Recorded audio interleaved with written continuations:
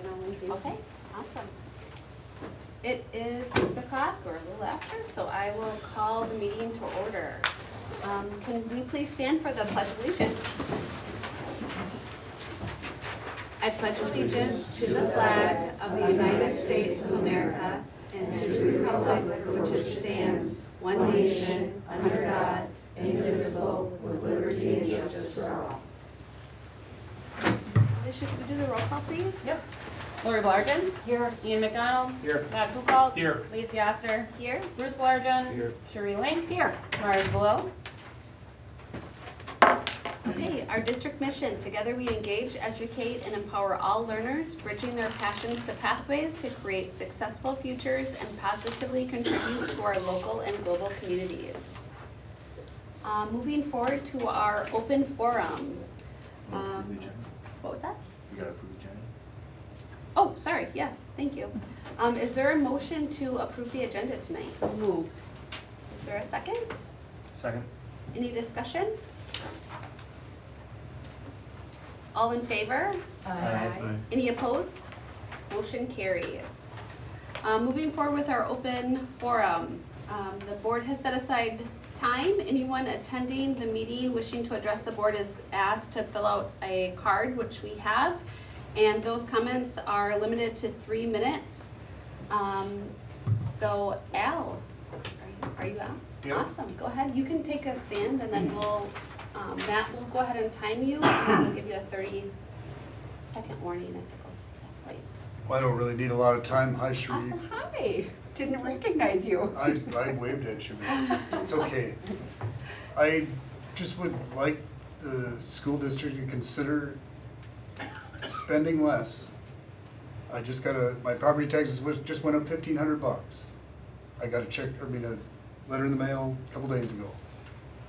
And I calculated it like 25 years ago. I expected my taxes to be around $7,000 a year, and they're already there.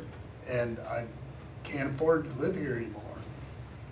So I know that probably 2/3 of my taxes go to the school district, and I'm being taxed out of my house and home. So just asking the school board, like, focus on STEM, science, technology, engineering, and math, reading, writing, and arithmetic, and if we could cut sports and athletics and things like that and cut the costs, I'm for it, 100%. And I know a lot of people love sports and football and all that, but I think it's a waste of money. But cutting costs, cutting spending is what I'm here to try to introduce, because I'm tired of being taxed out of my house and home. And I looked up on the GIS website in St. Clair County, just for the heck of it, I was looking all over the place. And everybody's paying too much taxes, so it ain't like I'm the only one. So that's all I got to say. Thank you. Thank you. Thank you. Shannon, did you get any other? I did not. Open forum?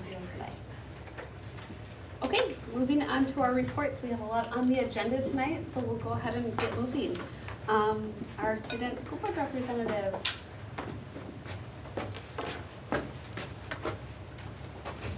Hi. So our December recap.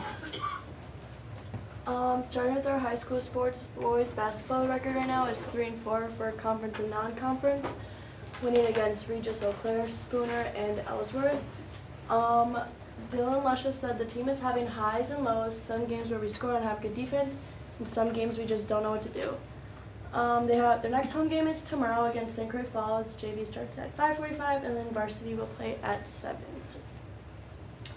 Boys hockey record right now is 5-1, losing against Altoona, which they soon again won in the Thanksgiving tournament. And then their next game is the 27th of December, playing in Duluth against Red Lake Falls for a tournament. And Owen Parnell said, "We're off to a promising start. It'll be exciting to see where this year leads." Girls basketball. They're 5-2, and their next home game is January 3rd versus Hudson. And Sophia Emmert, who's a junior, said, "I think this season's going really good, and we have a lot of fun competition to overcome." Dance team was just in River Falls last Saturday, and Emily Seiko, who's a senior, said we're doing absolutely phenomenal. We got first place in kick and hip hop at our last competition in River Falls, and their conference competition is January 14th, and they're really excited for it. Tonight, band and choir have a concert. Band and jazz band perform at 6:30. Show choir and choir perform at 7:30 at the high school in the NPR.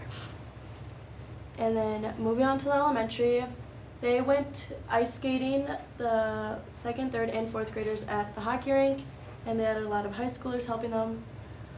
In their kindergarten concert, and Lincoln Wint made it in the Say No to Drugs calendar with his drawing, and they had a school shopping where elementary kids can go into their little store and pick out gifts for their family members. And then the pre-K had their Christmas carol.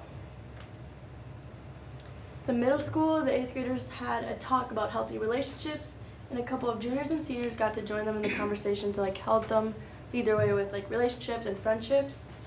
In December, 7th and 8th grade had their semi-formal dance, and students had a lot of fun.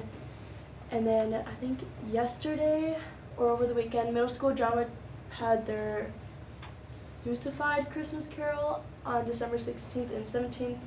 And there was a lot of good adjusting with all the challenges of weather and school being canceled. And yeah, that is the December recap. Thank you. You have a concert to get to? Yeah.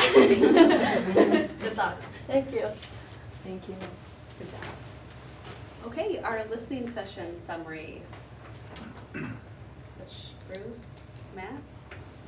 I think Al was the only one here. We just had more of a back and forth discussion about kind of what we said on the public, or the forum, the public comment.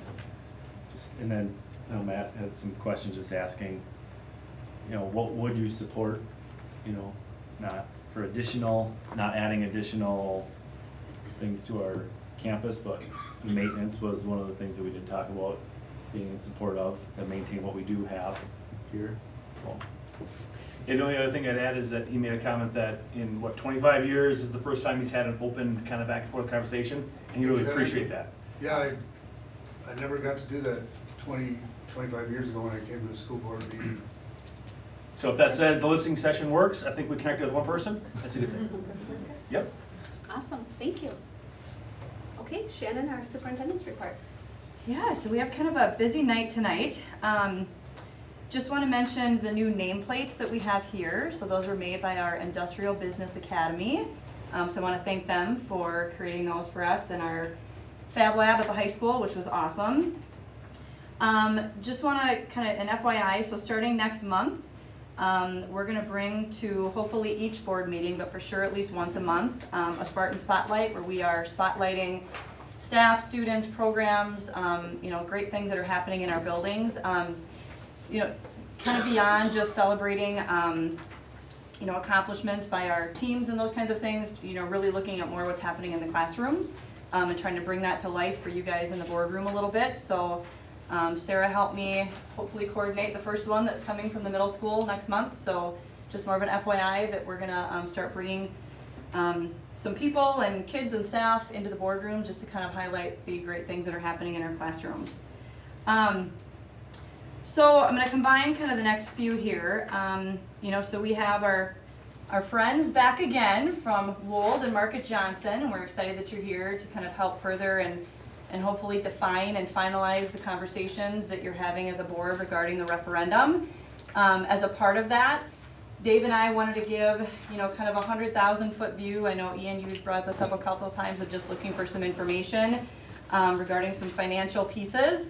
So we're going to tag team this a little bit. I'm just going to pop up here. So if you want to hit the one that says the WASBO one. So my piece, I'm going to give you, again, kind of 100,000 foot of some slides that I received from WASBO, which is our school business officials organization in the state of Wisconsin regarding school finance. So my slides are not specific just to Somerset. It's really giving you kind of an overview of what's been happening in the state of Wisconsin in terms of school funding, public education, those kinds of things. I don't have a clicker, so you're gonna have to be my Let's see if it works. I have person. here. And then I think this is that one.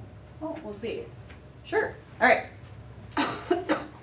So I have a lot of graphs that will hopefully again kind of update you, or at least give you some education in terms of what's been happening with the money that comes into our district, or currently over the state of Wisconsin the last 2 years, the lack of money that comes into districts.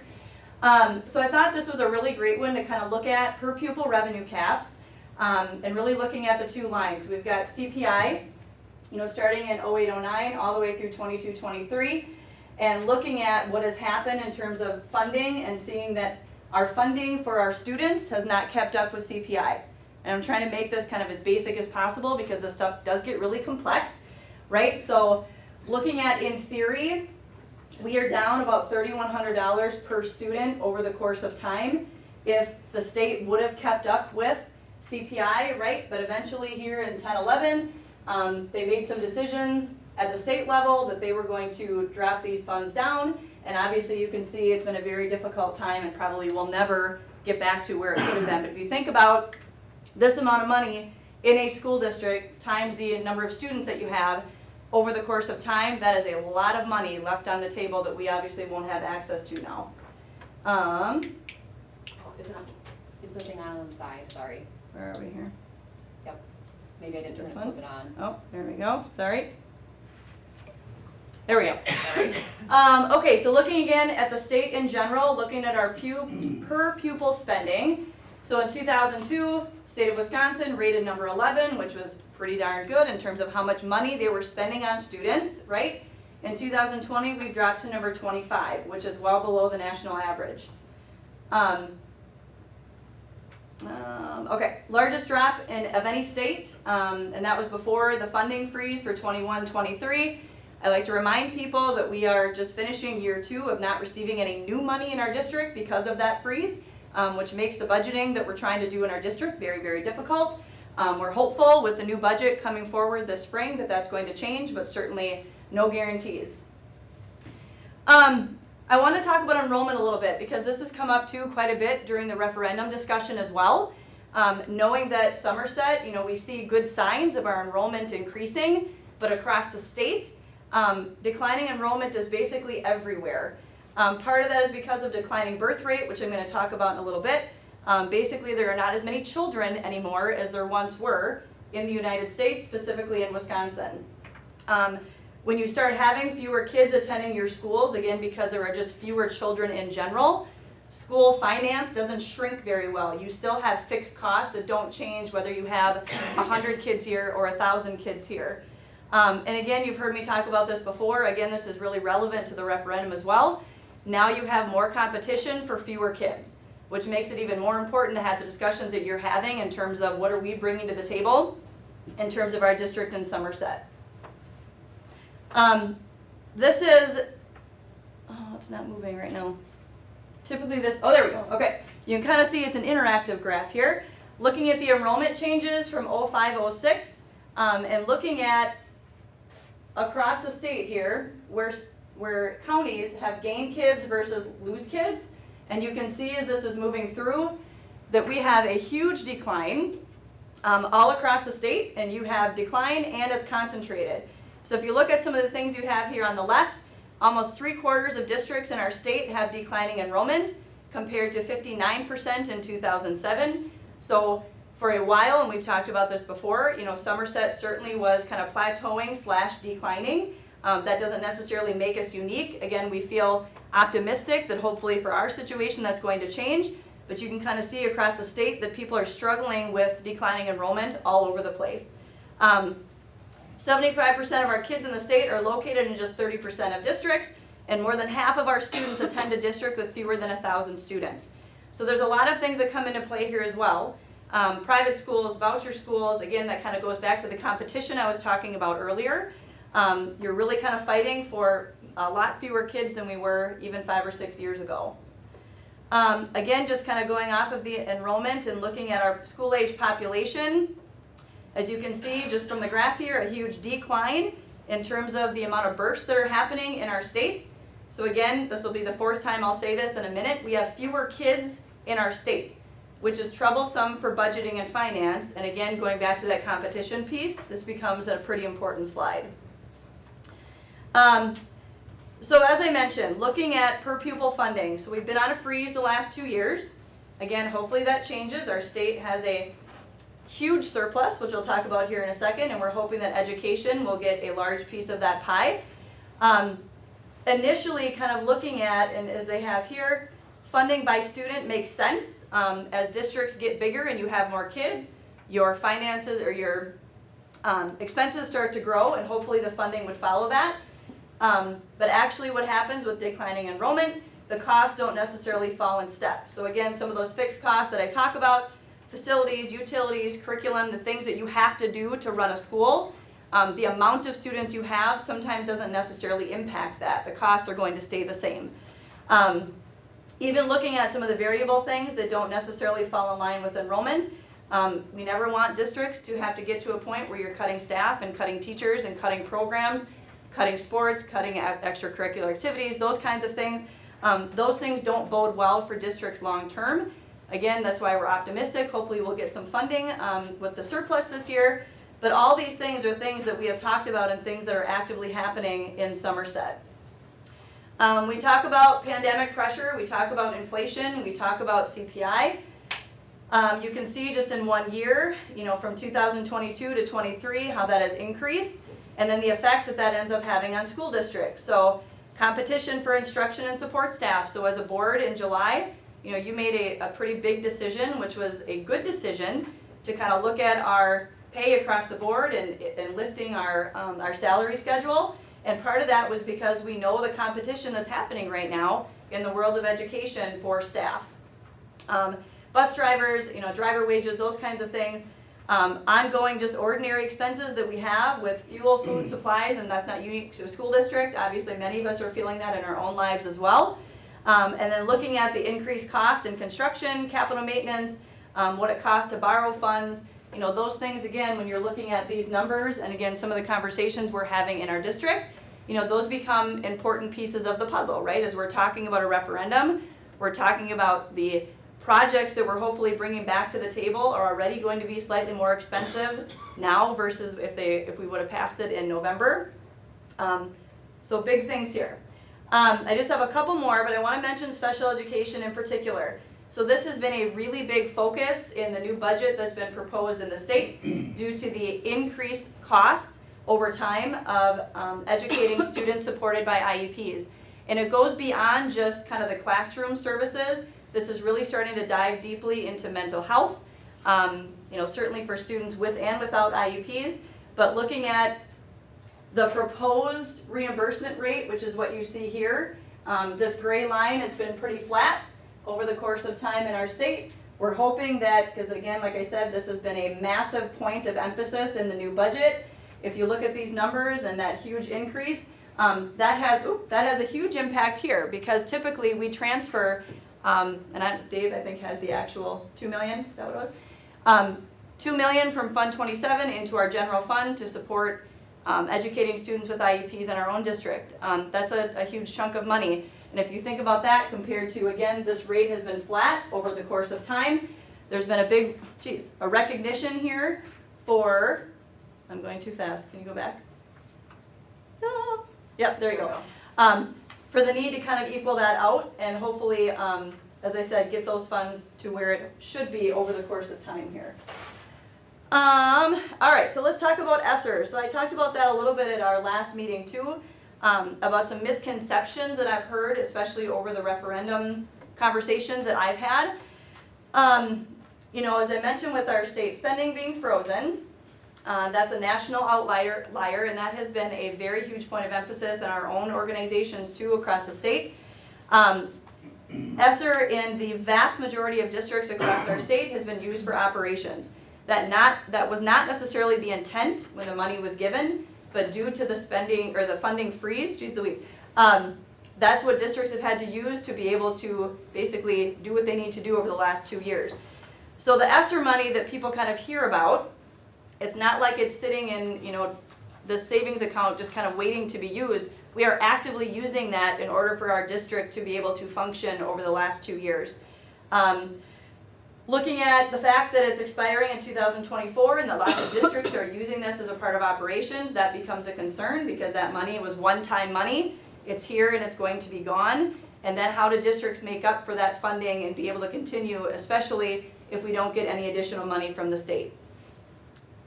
So here's my last slide. So I mentioned a surplus. So looking at projected surplus for the state of Wisconsin, this is not Somerset, let me just be clear, for the state of Wisconsin, 5.4 billion, an additional 1.7 on top of that, so looking at just over $7 billion in surplus. So in conversations that I've had, certainly with other districts, with some legislators as well, there seems to be a growing sense of confidence that everyone from all parties will be able to come together and recognize that a big chunk of this needs to go to education. What that number is, certainly we don't know yet. But I would say word on the street is that people are starting to kind of play nice in the sandbox in terms of recognizing that this should be a top priority within our state. So we won't know, as you've heard me say, until probably June or July how that will impact our district specifically. But this is something we're looking at really closely, as I've said, with no new money coming in the last 2 years. If you kind of compare that to what would that look like in your own household, it makes it very difficult to do what we need to do here in our district. So we've got our fingers crossed and we're hopeful. We have been, and I would credit Dave and our business office in particular for being very strategic about how we use the money that we have, really being careful and thoughtful about all things finance. That has put us in a better position than many districts around us. But this will be a big topic when this comes out, because we will have to kind of think about what does this look like in Somerset based off of the numbers that we get. So again, my intent was to be very 100,000 foot. This slideshow was actually about 70 slides. I cut it down to 10 for the ones that I thought were maybe most relevant for our conversation here. And Dave is going to touch on a couple things that are a little bit more Somerset specific.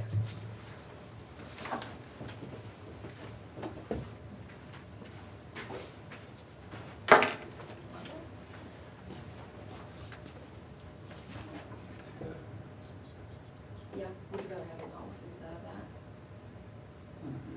Okay. If it doesn't work, I always have the mouse here too. She put a sticker on it. It's perfect.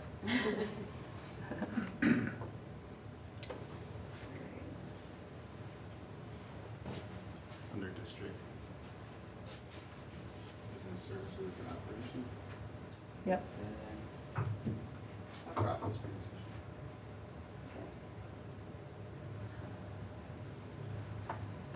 So that was a good tutorial on how to get to some of the documents on the business services page. This is a presentation that I give periodically. Somerset, kind of a high level, how we do things here in regard to finance and our operations. I updated some of the later slides on this. I can just scroll. Some of the earlier slides I didn't update simply because they're just templates that I want to illustrate what you see on a periodic basis. So what do we talk about? Why is it important? Budget creation and management, expenditure forecasting, review, and this is at a board level that I'm talking about here. How do you keep track of it? You see this summary document and then following summaries every month in the budget to actual reports for the month. And it's tracking different kinds of codes, revenue, and then a couple kinds of expenditure codes. I highlighted them in different colors so that you can track them. I just wanted to illustrate for you, again, many of the reports that you see over and over again, whether it's monthly or quarterly, they all tie together through these codes that we use that reference different kinds of revenue or expenditure. So on a monthly basis, you see some of these cash reports here. You can see the different, again, color coding. You see the monthly budget to actual reports, both expenditure and revenue. On a quarterly basis for 3 quarters, our last 3 quarters each year, I do a deeper dive. I say, here's where we're at, here's what it looks like, are we on schedule for the year? I pull out different sections of our general fund budget, and we look at them a little more in depth. And it's an opportunity to check in and see, this year, snow removal costs are not looking great at the moment, for instance. So that's on a quarterly basis. Again, this is an annual basis. Now, the budget hearing every September, we publish the budget in a summary format in the paper. That's on this side. And then we have the detail format at our actual meeting, where it's broken down into many more codes, so different areas of revenue, different areas of expenditure. It all ties together. That's kind of the message here at the start. And you see this periodically, whether it's monthly, quarterly, annually. These are the ways that we keep track of the different areas. We also have the cash flow summary on a monthly basis, where we see our actual position for that month in time. Here's our budget planning calendar. This is presented every year at the budget hearing. And this is good for us to refer back to see the important timelines of the budget process. I would say there's also some documents on the website in the business services area that kind of dive further in to the full ongoing budget cycle. These are important dates and highlights. So for us, major expenditures, these are things that we talk about at an admin level, sometimes on a weekly basis, at a board level, generally according to this timeline. For us, for every district, personnel costs are the biggest expense. For us, in particular, contracted services is also large because we contract some of our bigger personnel costs, custodial, transportation, food service also, but that's not a general fund cost, and then physical plant. So for us, there's some also discussion that we get into, especially in the departmental reports, where we refer to whether it's fixed or ongoing costs, the things that we can't necessarily reduce, like Shannon was talking about, or discretionary spending.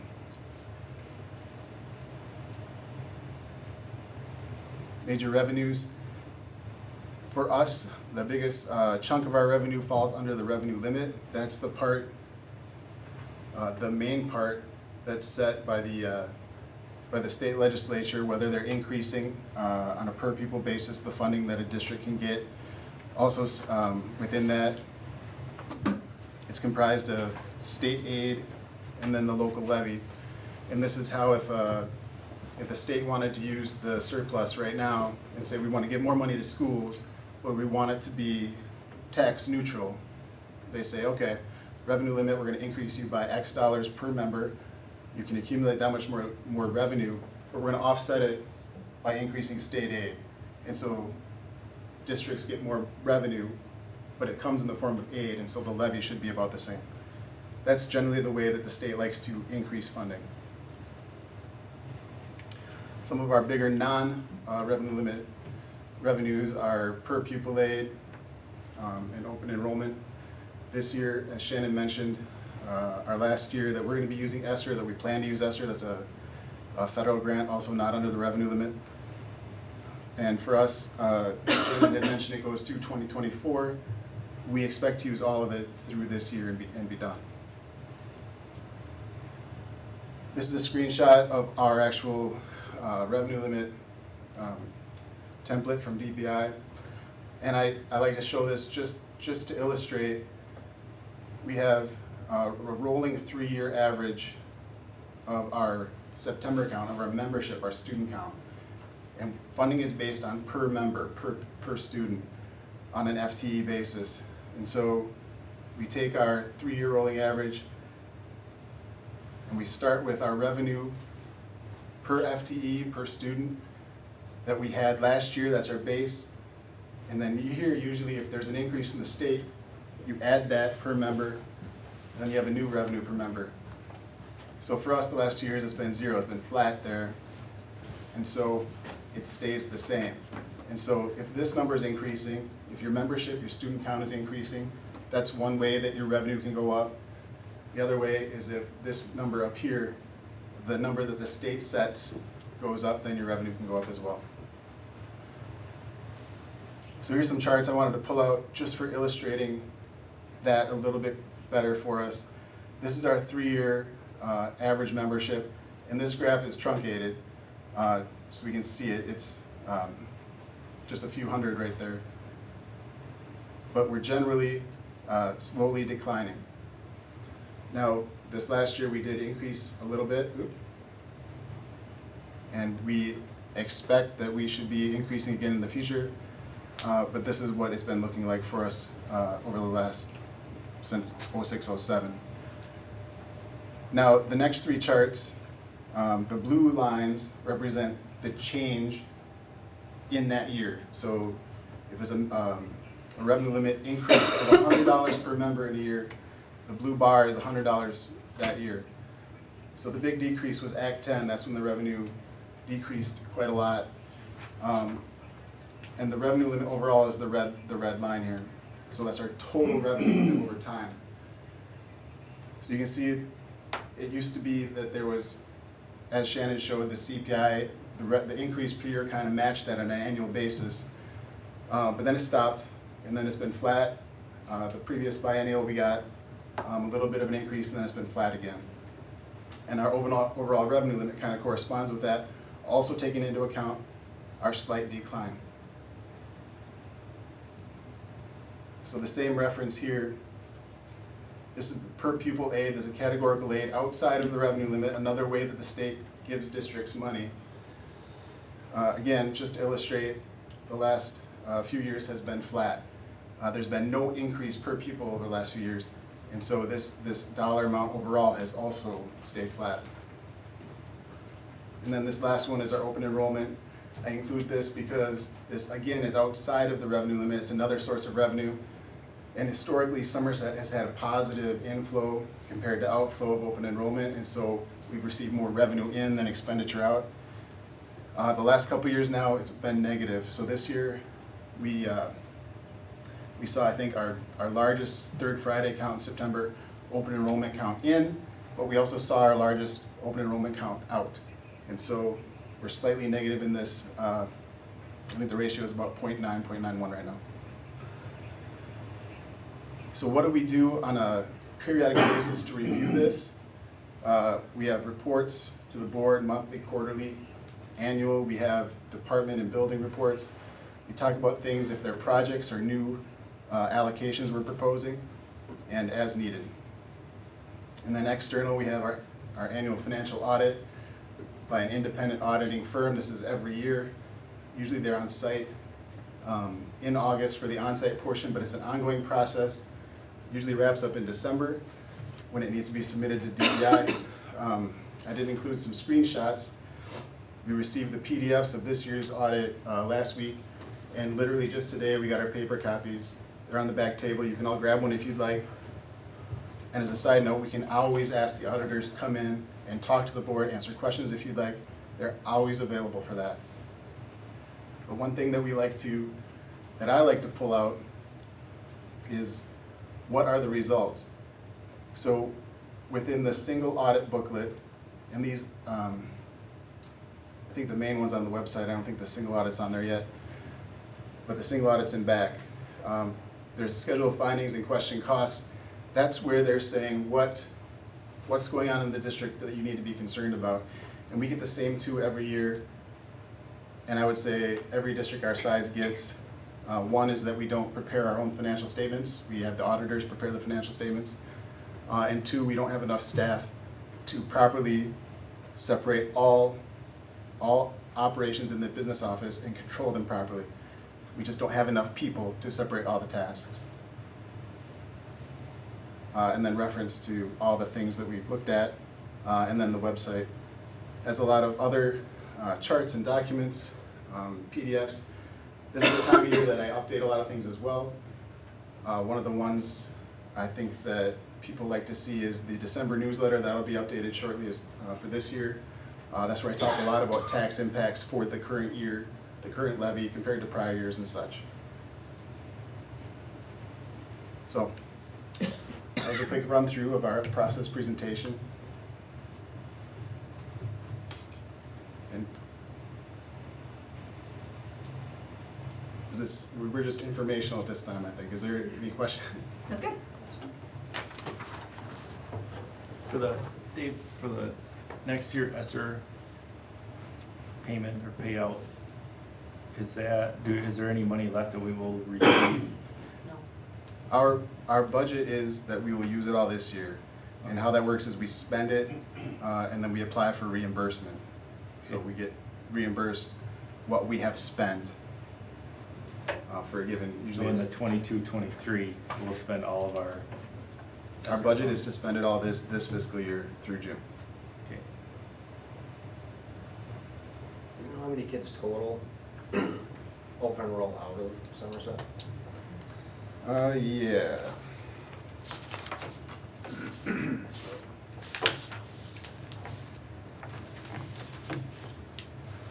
So in September, it was 149. And in was 135. That's good. What do we lose on the 149? I'm sorry? How much does it cost us to lose 149? Well, it's It depends if they're regular ed or special ed. The vast majority are regular ed, and that's a little over 8,000 each.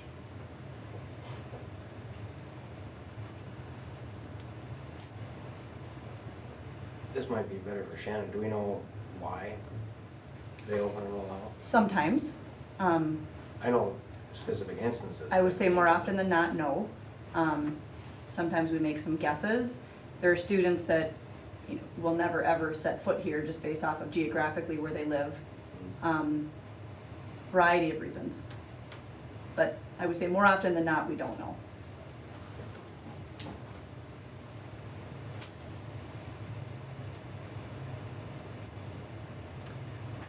The two areas that you had mentioned are constantly, or kind of keep coming back on the audit report, are those areas that we can control, that we can, those two areas as far as kind of that are our downfall, or are there ways to improve those to? No, those are, like I said, pretty much every district our size, districts twice our size, get those. Some districts, once you get, I don't know, I guess I've seen it around 5,000 students or so. Some of those districts will start preparing their own financial statements. It depends on the size of your staff. And again, it's the same with separating all of the tasks within the business office. You need to hire more people. You just can't have one person that does multiple Right. things. And then you're paying more people, Correct. which, Yeah. yeah.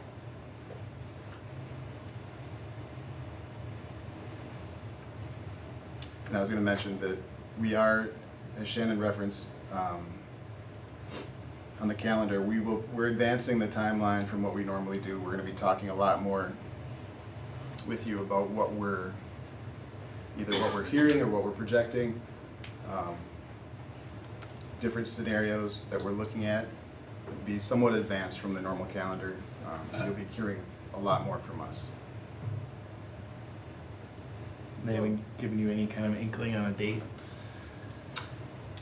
The final is, we've heard late, but as far as what we give you for scenario ranges, you know, best case, worst case type of stuff, we'll be talking about that in the near future.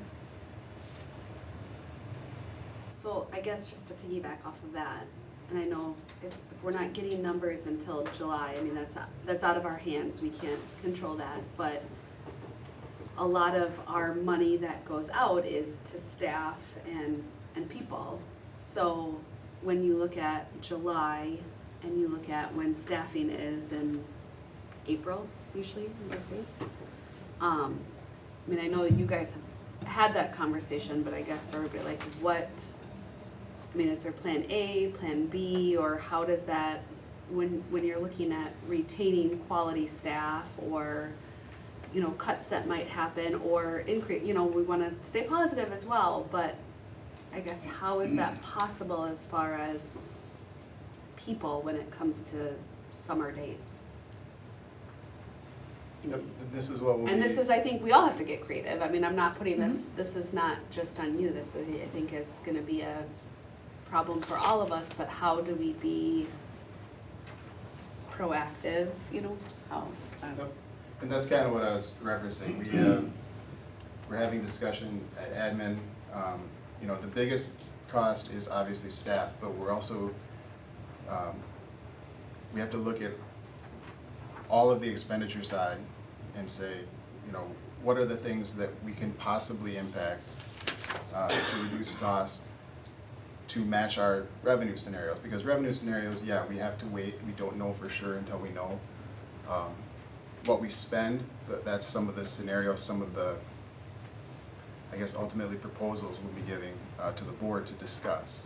And that's the work we're doing now, where it's kind of examining all areas of expenditure, not just personnel, but including personnel.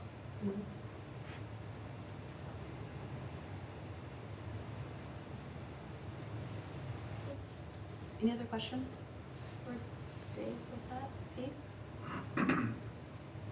Thank you. Sounds good, yep. All right, I'm gonna move us on to the next piece here. So I'm just gonna give just a really quick 15-second overview, and then I'm gonna let these guys kind of take it away. But, so we have Woldemarka Johnson back again. They're gonna walk you through some components, talk about some line items, those kinds of things that you had asked for previously. Just kind of giving you a little bit of a timeline.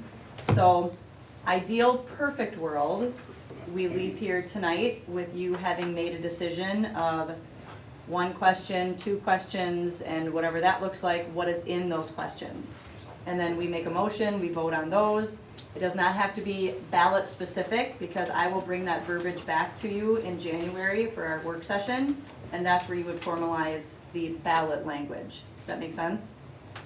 The deadline to file that is January 24th, so if we can finalize that officially at our January 9th meeting, that gives us plenty of time, depending on how your conversation here goes, but there's kind of the timeline, and if we need to adjust based off of where you are, we can get a little bit of wiggle room, but that would be kind of the home run if we could get to a place of decision tonight. If you can't, then we can come up with a plan B. But, all right, take it away, Randy. All right. So as the direction, as Shannon laid out last time, we took off question 2 off the discussion for right now. The fields, the gyms are gone, right? We're just going to focus on question 1, which would be 25.5 million was what that pertained to. So in order to really get into the details of what those particular items were, we just simply took what we had before, broken out, and we assigned dollars to those. We had them before, but we just didn't. Obviously with question 1, you couldn't really put all that detail in the referendum. But we're trying to give you a sense of what those particular components are. You start talking about what the track is compared to the synthetic turf. We want to break those apart. And it's important to note here as well, all these numbers contain all the contingencies, escalations, and all that, as it did before. Again, it's just broken out as a single number.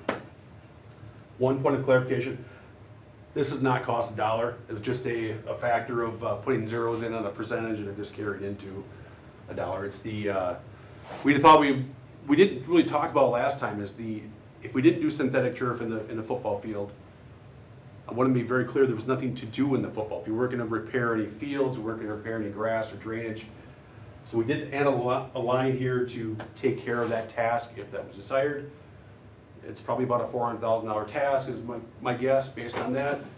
But we just put a $0 in there for now because we want to make sure that number is fairly close to the 25.5 that we started with, right? So that would be in lieu of synthetic turf? Yes. If you wanted to make corrections? Just taking the current field, kind of ripping it apart, put drainage in and redoing the field with grass. Okay. So again, baseline where we started from, nothing's changed, just more detail.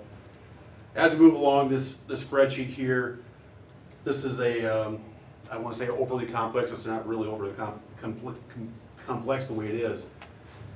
As we go through, we can work out a number of scenarios. If you want to scoot over there a little bit. There we go. So these A through F indicate different scenarios, different ways to skin the cat in terms of how to get to that. If you want to stay at 25, here's the entire package that's laid out over there. If you want to get down to closer to 21 million, here are the components that go into that number to make it up. And these are not our direction. That's you as a board to make that call. We're just trying to lay out some avenues of how to get there and again, give you those tools to do that. But this is, playing around with a lot of things. Maintenance, we kept all those components there because we've heard loud and clear, as you have, that maintenance is the key thing we want to keep, maintain. So in every scenario, we have those included. As you get into the stadium piece, you got the track, which was the safety component, the reasons you haven't used the track. That stayed fairly consistent there as well. Then we got into synthetic turf and kind of mixed some things around. But then again, the PAC, we didn't move a lot with that. Because again, we felt this was the key part that we were hearing, as well as the PAC was the other thing that was missing. But the track and stadium components were the things that felt we had a lot of. There were a lot more discussions the last time we met about that than there were the other two. One important note, as discussed last time, the gentleman from School Perceptions brought up the PAC they built in 2016. I think he quoted 8.5, 9 million. 9.8. If you do escalation or inflation from 2016 up to now, it's 25, give or take %. That's where that number's at. And honestly, the inflation for some of the materials is even higher than that, as Bruce, you know as well. Yeah. But And that our auditorium number has cost for renovating the multi-purpose room if you're not doing plays in there to make that, so it's actually a little bit lower. yeah, yeah. This second number here that's the remodeling component of the school. That line two, the 600,000? Yes. That was it, doing work in the, okay. Couldn't remember if that was included or not. Yeah. But again, important to note, all this it's been consistent with what you've seen thus far and what the public has seen, just a little bit more detail and breaking out that way. We did have some other questions. We can certainly, I think there were some comments about the bleachers last time. This price here includes repairs to the existing bleachers, not replacement. It's repairing what is currently not safe, and things that need to be repaired. Replacing the grass field with synthetic turf, again, that require, if you do the synthetic, you replace the existing field. If we do nothing, there is nothing done to the football field. That And- doesn't include the maintenance costs, because we Correct. also discussed that, like, if you didn't do anything, the Yep. maintenance costs that we put in yearly to keep up the field and do those pieces. Yeah, and Tim is where I know Tim Stitch is working on that. I have it. You have it, okay. Yep, it's about just over $30,000 per year, Okay, and that would be soccer and football field, respectively. To maintain them. Mhm.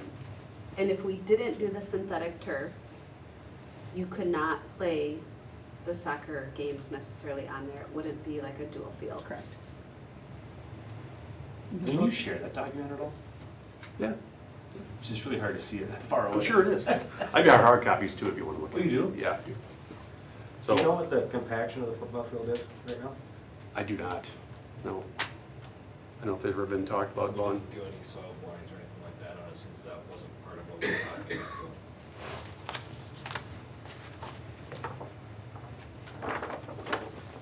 Pass these up. Just one copy. You're not gonna get a live Excel. Oh, come on, Bruce. You know better. There's nothing secret here. It's all good. It's the green and the white, I think, one. Yeah. You can't see Ooh, all this the is nice. copies either. Usually when we have discussions like this, I wouldn't have you focus on the dollar amounts on the right side, I'd really have you look at the items on the left Components. side, because that's the scope, and as we talked about last time, that's what you have to do to get down to that 22 million, is you have to start looking at scope items and saying, what do you not want to do? Yep.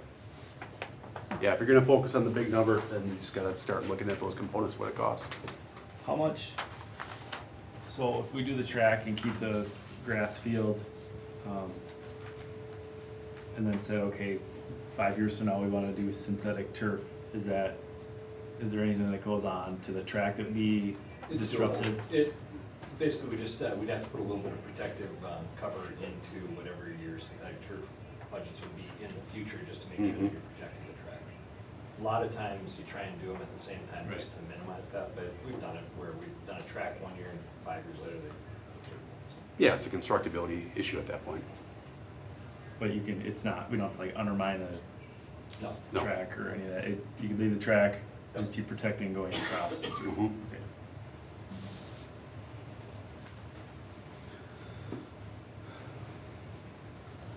Does it get more expensive at that point if you have to protect the track and use smaller equipment? Well, obviously, the inflation piece will hit, right, so it'll be more expensive, just pure dollars to year to year. I would guess it would probably be a little more expensive as well, just the pain of going over an existing brand new track. There's some The focus would be. Mhm. not talking about millions of dollars. Right, incremental. What, to remodel the existing multi-purpose space, you just kind of quick highlight what's included in that. Sure. When we were going through planning, we talked about that commons area that was built in the last referenda and trying to make that part of the cafeteria commons, much like you see at other new high schools. So it would be opening up that space a little bit more, making it a little bit more of a direct flow in and out of that space. As right now, because it's a multi-purpose room that has performances, you have to be able to black out in that area and have the lights go down to dark. And so it would just basically make it feel like it's more part of the overall commons. So if we didn't do anything to that space in your 12.8 million, that one, we wouldn't have to add anything on to just move through that. It would just be, it would just stay as is, we'd keep it as a lunchroom and use it if we need it for something else. Again, I We mean, wouldn't no, take the bleachers out, we wouldn't do anything with them. you just basically leave the space as is and It's probably important to note though, you wouldn't fix the PA system in there and the other stuff that's, so it'd be one of those. You could always do it in the future. Yep. It's not Right. dependent on the auditorium, it's just Correct. if you're not doing performances in there, that would be the, that's the impetus for saying, well, we should do this at that point. For that room, I'd love to hear, like Andrew or Shannon for that, do you, like, is that, with that room, is that a need? Is that a want, like, do you think that that's something that's necessary to remodel that space? I'm not super familiar. Go ahead, Principal Newman. You know, as I was at a conference last week when last time when we hopped on, and they talked about a lot of research coming around how aesthetics impact and flow has more of an impact potentially on academic and learning and mental health than what we may have thought in the past. And so as we think of the flow and the aesthetics of the space and usability, it does get clunky. Because right now it's just that closed off area, correct? Yep, Like, yep, I mean, right, and so like, for instance, we're trying to make it a special welcoming place to have like student of the month breakfasts to welcome students and family and staff, and then it just, right, aesthetically appeasing in the flow of it. It gets clunky when we're really coming and going, and so, yeah, those barriers restrict that, and then make it a supervision hassle as well when we have different exits rather than having some open flow. So would it have more uses being, if the auditorium was added, it would have more uses and more functionality Yeah, if it was for sure. open? Yeah, right, I mean, as I'll talk in a little bit, like the work we're trying to do in terms of looking forward with STEM and innovation and interdisciplinary, like we need some flexible space, and that would be a huge outlet that we could potentially tap into. Thank you. Additionally, if we're working in new high schools, a lot of times the common space becomes the lobby, the gathering space for games, for performances, for everything else. And right now, that is the first thing that you see when you enter the building, and it's a walled-in area. So it would make that sort of central core for the building really an extension of what we did in the referendum. Wold Auditorium. Pardon me? Wold Auditorium. Wold Auditorium? Clark Wold died, and could ask his family.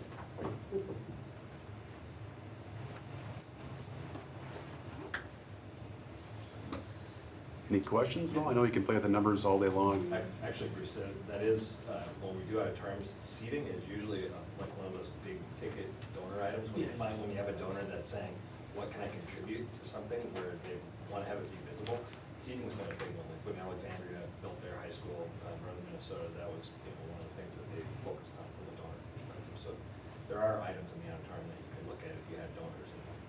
Yeah, we've done that at Wheeler up in Forest Lake, same thing, all the seats were bought. Yep.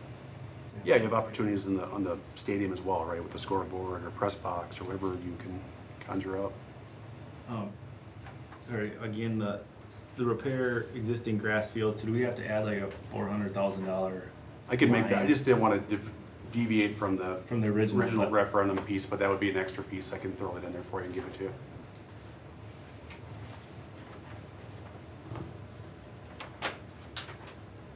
So that's something we should add on to the bottom of all these numbers then?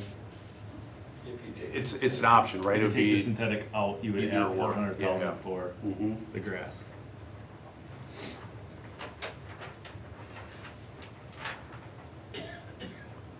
I didn't need my first action, Bruce, to come in here and throw a bunch of money at you and say it was more money, all right? We're trying to get down, trying to help. I got it. But we have to do something for that. Yeah. I mean,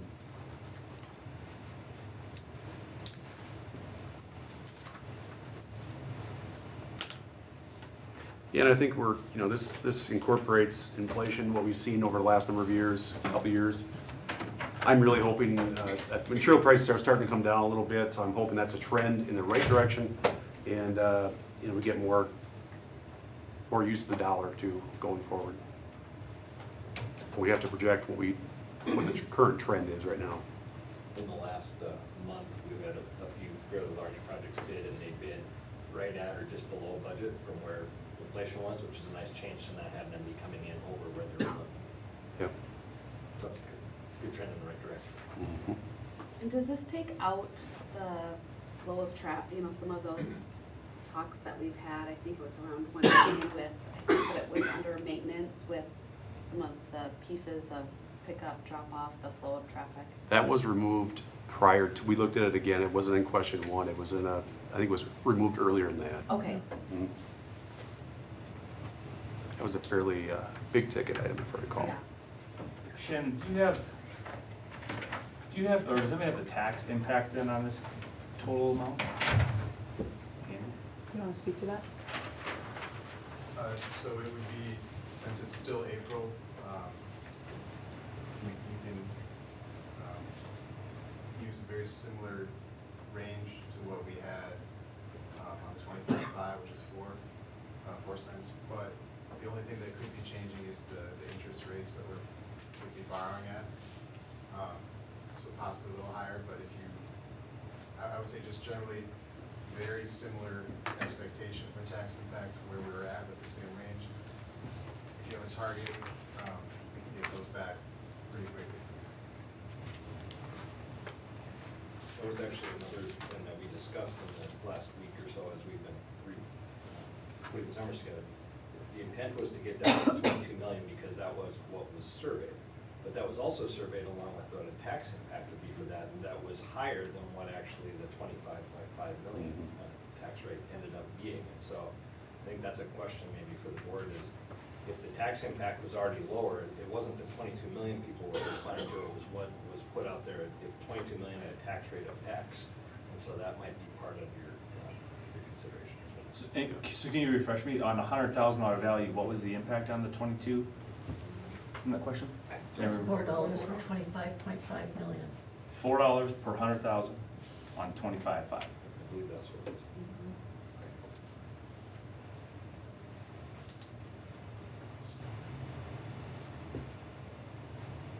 Annually, not monthly.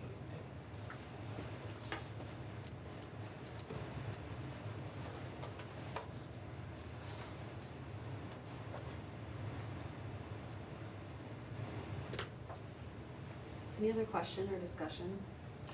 The only other thing I'd ask is from, maybe back to your question to the Shannon and Dr. Newman, the PAC, can you speak a little bit, how big of a need is it for us in that high school right now? Could it wait 2 years? Could we do all the maintenance, the track, get operational and do that in 2 years? When it comes to STEM, when it comes to what we need, where does that auditorium fall?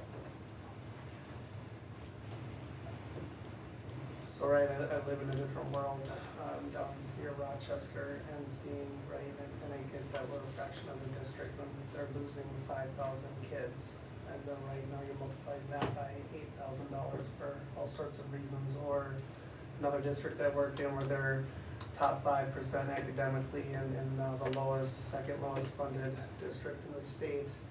And right, they're losing staff, they've had to cut up to 10 years of tenure, which is a rarity, but it's a real thing, and I get it that we don't want to play like keep up with the Joneses, but it's a real thing when Shannon talks about people leaving, right? And if our district's goal and mission is to present different pathway options for different kids as a holistic opportunity, and we don't have a functioning or even aesthetically appeasing and sound approved area, we're going to lose kids to those that have that because they want that opportunity. And so with that, sure, like we can try to make anything work, but it's a real thing that families are school shopping. And again, as we're gonna hear a little bit, like as a district, I believe, and as a building, we're making steps to raise that bar academically, but there's more that I'm hearing coming back now to an education other than just the academic piece. They want the arts, they want the athletics, they want, and they will go somewhere else. And so that is a worry of that, and then it does put a constraint on our ability to be flexible with learning and opportunities when the space isn't feasible. And so that physical space can put a boundary on how quick we can progress with that as well. I can't wait, in my opinion. I agree. My Just Cliff knowing Notes what we version. went through to go and get the middle school drama to happen and all of the up, down and this and that and all of those pieces, to give our kids to be able to grow what's coming, you know, in the high school, to be able to put on the performances that they have to be so stinking creative to try to set a stage. You know, the stage at the elementary is what it is. It's still not big enough. There's not still enough sound and lights to be able to easily hear the kids. And they do a great job making it work with what we have. So I would say that is something that needs to happen. I don't believe that space would go unused hardly ever, just based on the number of performances that we have going on and trying to make it work. And the thing I would add too, right, like the scoreboards that are in the gym, like I think they paid for themselves over a couple of years, or the advertisement that continues to happen.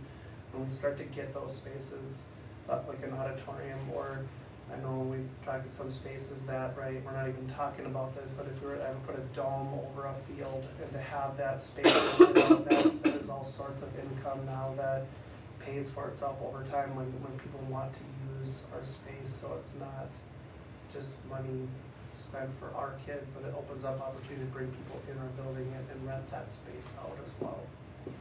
I think that's a huge point, because I think that's been a huge piece that has been kind of, we haven't talked a lot about with an auditorium. I mean, I know New Richmond, St. Croix, having a daughter in dance, they pay thousands for a weekend to rent out. And I think we've kind of not really talked a lot about that, but there is a lot of piece. I think that you're saying, like, yes, this is a cost, but it could be a little revenue, or not maybe revenue, but money to help pay for it as well, because it's not just, a couple $100s to rent out an auditorium for the weekend. It's thousands, and it's a hot commodity too. And I think that that's kind of been something that's really, we haven't talked a lot about that piece, because I think it opens up a lot of the talk that we've talked about with our community, opening up not only our school district, but opening up with the community piece as well. It's not just used by just people doing plays, but by our dancers, or by community members coming in to do activities or things as well. So I think that that's something really important to include, and if we do go forward with that piece, something important to advertise per se as well, because they're hard to get. It's hard to get space like that, I think, to accommodate large groups, and it brings other people in to see our facilities as well. Just my 2 cents. I think if you had any of the music folks in here, or Becky Olson in here, they would stand in the center and tell you study after study and research after research about aligning academic achievement and arts and music and math and speaking and on and on and on. And I think that space will become a community space. as Lori Line is presenting and in that small venue over in New Richmond and bringing in $60 a seat.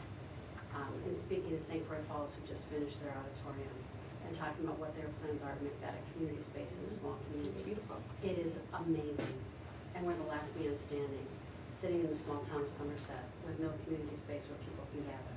It's not just about our students and our schools, but also about validating programs, also about having a space where the community can gather for many, many different purposes. It's something that we've needed for a very long time. And I'll piggyback off that with our athletics as well. I think a lot of people and a lot of the things I saw after our last failed referendum is that it's athletics, and I really disagree with that, because there's a lot of kids that there's a lot of research out there that shows that kids that are involved in athletics, they do better at academics. They're more there's a lot of pieces out there, and I think that when we look at this, we're looking at it sometimes narrow-mindedly with just, oh, this is just an auditorium or this is a football field, and this is much more than that. And I think it's time that we kind of dig a little bit deeper at some of those pieces versus just presenting it as, here's our football field, where, you know what, those kids that are going out every weekend to play football are also kids that are in our high school as mentors and working hard at academics to be able to be out on that football field to go on to secondary options and other pieces as well. So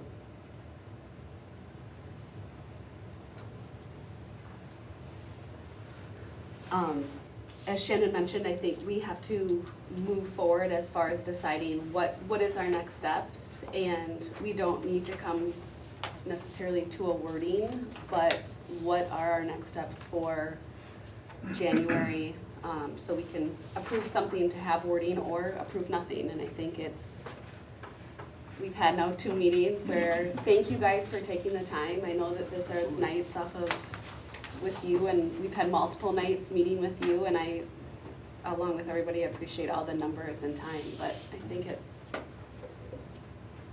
I'll just say, I came in tonight thinking, let's cut the auditorium, let's just get the maintenance done, so we're operational. That last little bit I just heard, I think swayed me back to, maybe this option B, let's get rid of the turf, let's wait on the turf, but let's get caught up, let's get the maintenance done, let's build this auditorium, and then we're in a good spot, right? Where we can operate, and we can start to plan and look at the future, and when the time comes for turf. So that's where I stand, I think, after hearing all this conversation. I have some more questions, please. Can you tell me why we need a 9-lane track? Can you hold a conference track meet with 8 lanes? No, it has to do with the number of lanes is driven by what events you can have at it from a track meet. So I don't know the specifics, we'd have to ask the AD, but yeah, there's an issue with the types of events that can be held at a track. The types of events? Yeah, So like a conference event or a regional event. perhaps you might need 9 lanes for a regional meet or a sectional meet? Yeah, and I hesitate to be the one saying that's it. I'd have you check with Trent. I'd say yes for those. But for a track that you can have a conference meet on, I'm under the impression that we only need 8 lanes. I can tell you Trent would only recommend that we put in 9 lanes to be able to have, to be able to host, to be able to have what he would consider a fully functioning track and stadium. He doesn't want, if we're gonna do it, he doesn't want any limits on, well, we can't host this, or we can't run this event, or we can't X, Y, Z. He would tell you as our athletic director that if we're gonna put in a track, we're gonna do it, let's do it and put all the lanes in. I get my question to piggyback off that, like, I'm assuming you guys have put in tracks recently, maybe? I mean, I truly don't know this. Are people putting in 8 lanes? No, we haven't done it for long. I would add to, we were talking about the cost of doing turf later or repairing later. Mm-hmm. The cost to put a 9th lane in later would be, you'd be rebuilding the track. You wouldn't be able to come in and just go, oh, let's throw this one in now. So if you're going to do it, it's now is the time to do it. Yep. What would you really say? I mean, Pardon me? what would you say? You wouldn't hardly notice it, I don't think. Because you're gonna be doing Process all the and stuff, soil so. work and the surfacing. I mean, it's a fraction of the cost of And have you done any work on seeing if our existing grass fields need any improvement? Because everything in the previous conversation was focused on synthetic turf, we didn't look at. Right, so it's possible that there is, I mean, when, I've worked a lot of football games, and our football field looks beautiful. And I think it's been very well maintained over the years, so it's possible It's a totally different question than what that we were asked to look it at, so I may don't not know. need anything. So I can tell you, Joe Hutter gave me some information about that exactly. Yep. Drainage is an issue in the corners of our field. Ongoing maintenance, it will have to be done because it's actually funny what you just said, because he said, it looks like if you're a spectator that the field is fine. Right. When you're in it like he is, he gave me a laundry list of things of, right, so the drainage, the reseeding, the rolling, there are dirt mounds that have to be flattened out because now if you walk in the intricate piece of the field, there are mounds and hills. The corners are probably the biggest issue, but, so I don't know if that's helpful, but he had shared that with me. And just, so we said $30,000 a year for maintenance with the football field, but then that doesn't include maintenance on the soccer field. It was both. That was both? Yep. Okay, thank you. Yep. And when we put in the new scoreboard in the gym, I think the plan was a 5-year payback to pay off that cost. How long did it take to pay it back? We were on schedule. Were we not ahead of schedule?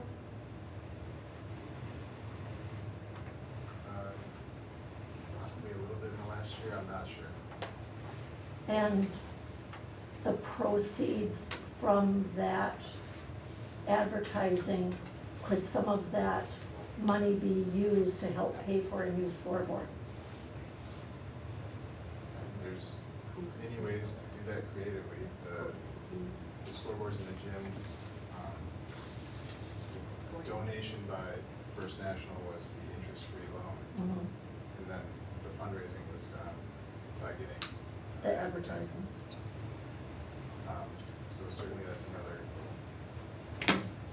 I haven't talked to any advertisers. I don't know how deep the pool is. I mean, that's a discussion that we have to jump into.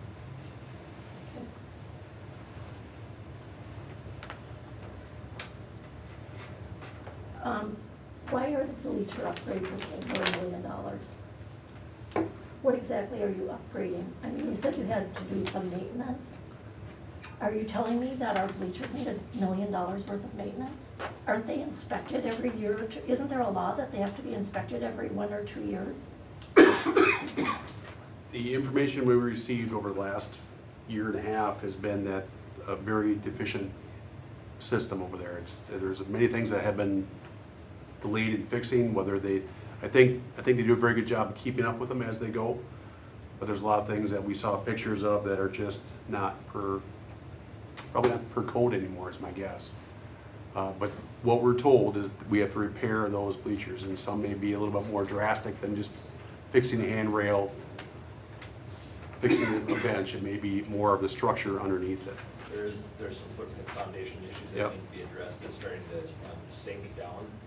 They need to be shored up a little bit, or they'll continue to put pressure on the solar systems, and that compromises the structure of the features as well. So some structural. So the reason the price is a little higher as well, we just don't know a lot of details of what specifically it is. So it's the visitor side that needs the upgrades?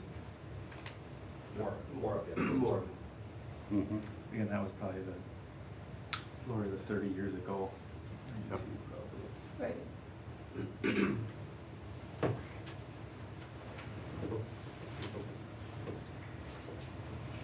And of course, in all cases, as we evaluate it further, if we find out that's much cheaper, obviously that doesn't cost you $800,000 at that point, right?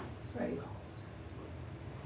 Can I ask a question? Sarah, what do you have? So if we choose not to do the turf right now, how do you set up the infield so that in the future, if you decide to, is it wide enough for enough space for, if you decide to turf it so that you can play a soccer match on the inside? Is that Does that come with the 9-lane track and it's all laid out that way? Yep, as we put the track in, we'd be master planning for turf in the future to make sure that there's no size.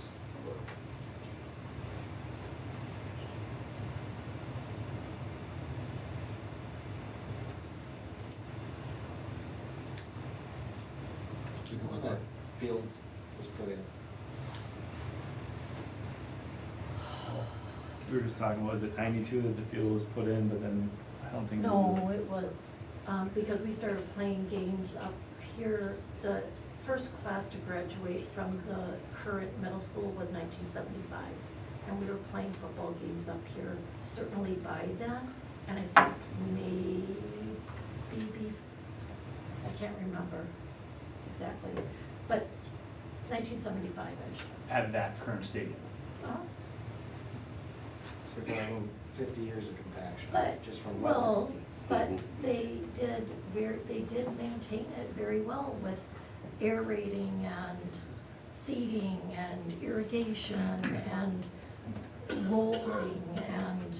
I mean, just weather alone is gonna pack your. And I don't know what upgrades they did in 2002 or 2001 to it. You'd have to physically.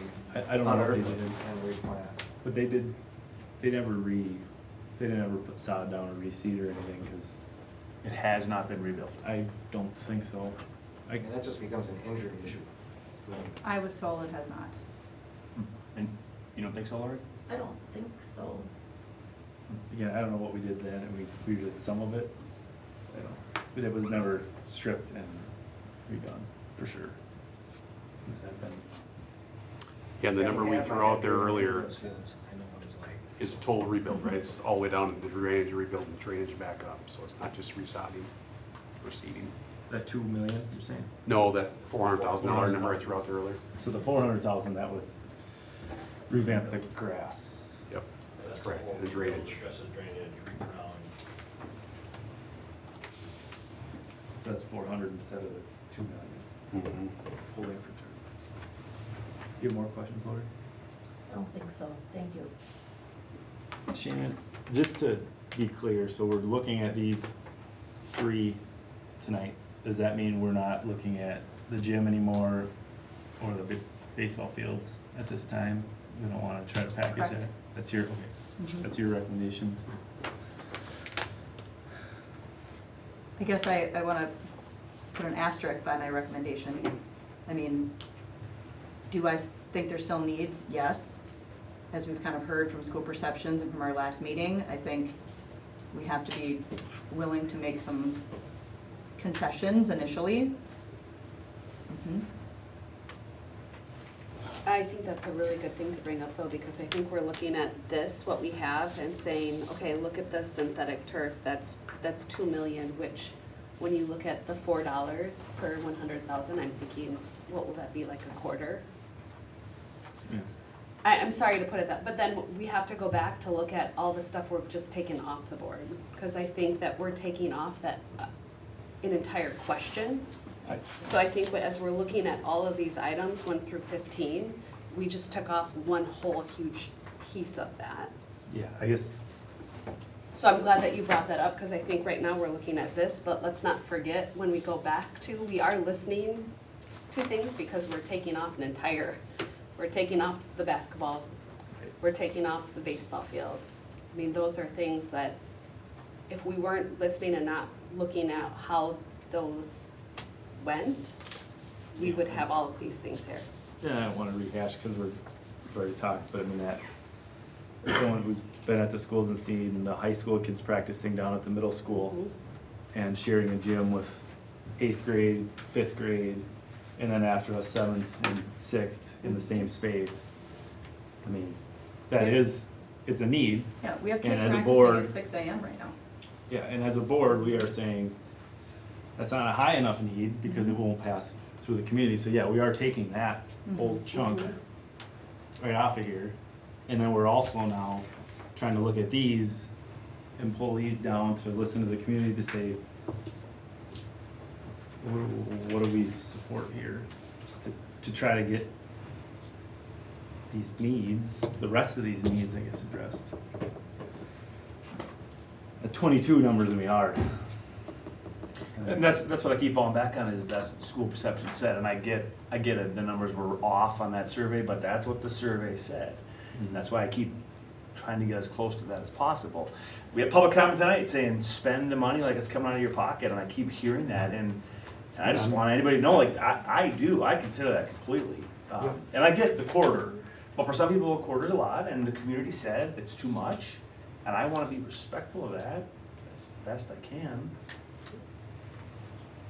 I just know some people are against turf. I'm not entirely sure why. I told you, I'll bring it up.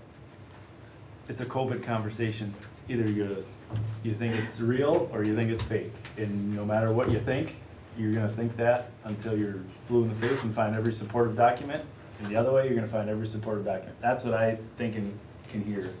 Because even the NFL will say now, people are getting hurt and the players are saying they can get hurt. As someone who played on it, I don't know if you ever got more hurt on it. I never got hurt on turf. Well, there's been I a never got- change. but Wasn't the that Metrodome. addressed the last I time did. too? The turf has That's not the changed same over turf time. roll, and that's the. It's That was not the outdoor same. carpet It's a on different- concrete. A lot of the people that are Right. saying it, turf is not the same as it was 20 years ago. Right. So I think there's ways in here to get real close to this $21.5 million by not remodeling the existing space. So if we're looking at like our own house, what can we get away with? I can leave my auditorium as is, get the new one. We can, and maybe move that back up to the PA and the scoreboard, because those are in my mind, those are additional items we need. And then you keep it as grass, as much as I don't want to, I would love to have the turf field, but that's a fundraiser maybe over the next couple of years, that, hey, if we really need this or want this, I don't know. That's just my take too, but I don't know if you need a number from us tonight, or if you just need to say, we think we can ask one question. We'll need both. So it's a combination of one question or two. Generally, what do you want to put into the one or two questions, and what's the budget? And Bruce, I know we keep talking 22, I said option B, I would support going to that, especially with the understanding that, okay, at 25.5 million, it was $4 per 100,000. So I think, what's the value of my house? We're at 23.5, we're 2 million under. I know it's gonna be under $4. I would go up a little bit, because I think the community just needs to understand what it's gonna cost them on an annual basis. 22 is the tested number, but I do think we gotta do the multi-purpose room, just finish that off, remodel, but I would cut the dirt and go grass.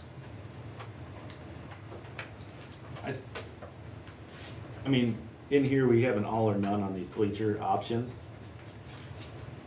So I'm being difficult hybriding even some of these options, be hopeful on some of them that. Because again, that's a worst case, the bleacher, That's right? the max. Correct. Could come in under. Well, we can also, just prioritize the highest need maintenance and highlight, this is not being addressed, this is a mess, and plan for that for the future. Because that was also another one that, again, if you wanna go perception, looking at the bleachers, they're 20 years, yeah, but if you go up in them, yeah, are they weather checked, and can need some maintenance to them? Yes, they do. A full $1 million complete upgrade to that, and even a rebuild of the box, I think we could, it almost looked like the 1 million to upgrade the bleachers could be press box bleachers. What's the press box like? Which one? The I one don't know. Plywood and busted slider windows and couple stools. Yeah, that's a good description. Okay. That Thank one's you, been that's all I there since need. '92, the one on the other side, at least. Visitor side. Yeah, the visitor side. And I think anybody who's been to a football game knows that we need the PA system. That's not a, Well, we brought the scoreboard up a couple of years ago. PA system and scoreboard makes sense to me. I think the other just piece of discussion is, and school perceptions really brought this up, is one question or two questions. you know, I think it's a gamble either way, how you, if you wanna do it all in one question, or are you saying, you know, I think even looking at our last referendum, we kind of thought, oh, if question 1 passes, then would you do question 2? Well, it's not worded that way, and question 2 actually had more yes votes than question 1. So, I think it's the one. thinking of, do we word it all as one question, or do we divide it up into 2 questions, and how would you do that? Do you do all of the maintenance as a question, those needed? I mean, we say all is needed, but the maintenance at the schools is not, you know, and do the second question, or what are people's thoughts on 1 or 2? I think one question to say that we scaled back on the original scope and we have our priorities in one question. I'd like to make, can I make a motion? Yeah. I would like to make a motion that we have 1 question for maintenance at the elementary, not to exceed $6,006,000. And question 2, to be a performing arts center, not to exceed $12,875. And rebuild the track, replace the electronic scoreboard and PA system. Do whatever repair we need on the grass field. And whatever maintenance we need on the bleachers, not to exceed, I think around 12 million, but I'd have to add it all up again.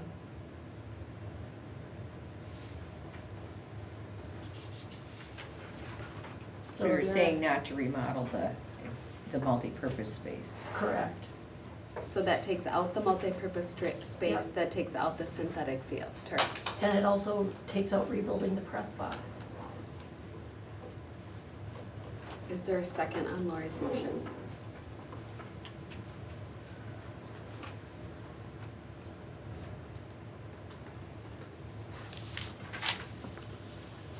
Motion is not, motion is denied. Is there any other discussion or motions that you'd like to? Just hang on 1 second, I'm doing some math quickly.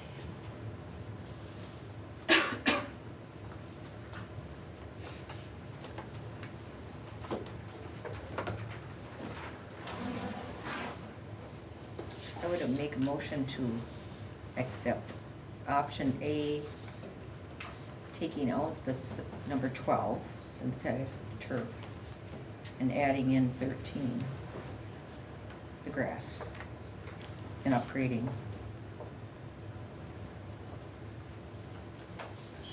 Can I just clarify, would that be the same as option B then? Option B, then you have to add 400,000. Add, right. So it'd be 23. Right, is that right, Marge? Well, it's the same thing, but you have to add in. Yeah, I just want to make sure I heard you right. You'd remove the turf? I'd remove the turf and put in the repair of the current field. And you'd keep the rebuilding the press box? How bad a shape is that in? Is there any way to repair it or upgrade it rather than totally rebuild it? So we have been. I don't know a better way to say it, it's a disaster. It's really Band-Aids. Yeah. I guess I'd leave that in then.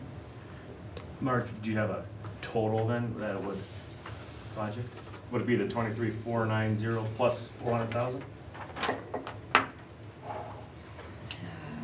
you in? So you'd leave in. So it'd be option B, essentially with 40,000 to Add repair. 400,000. What was that? 4D. Plus, B plus 400. B plus 400,000. So 23,890 for grass. Okay. If that's what she's motioning, I would second that. Option B plus the rebuild of just the grass. So your total will be 23,890, 750. Yes. So Marge made a motion, Matt seconded it. Discussion on that motion. So you're having 1 question with everything in it? And if it doesn't pass, we do not maintain the elementary school. And we just had another $17,000 bill at the elementary school on HVAC. Is that a question or a comment? It's a comment. Okay.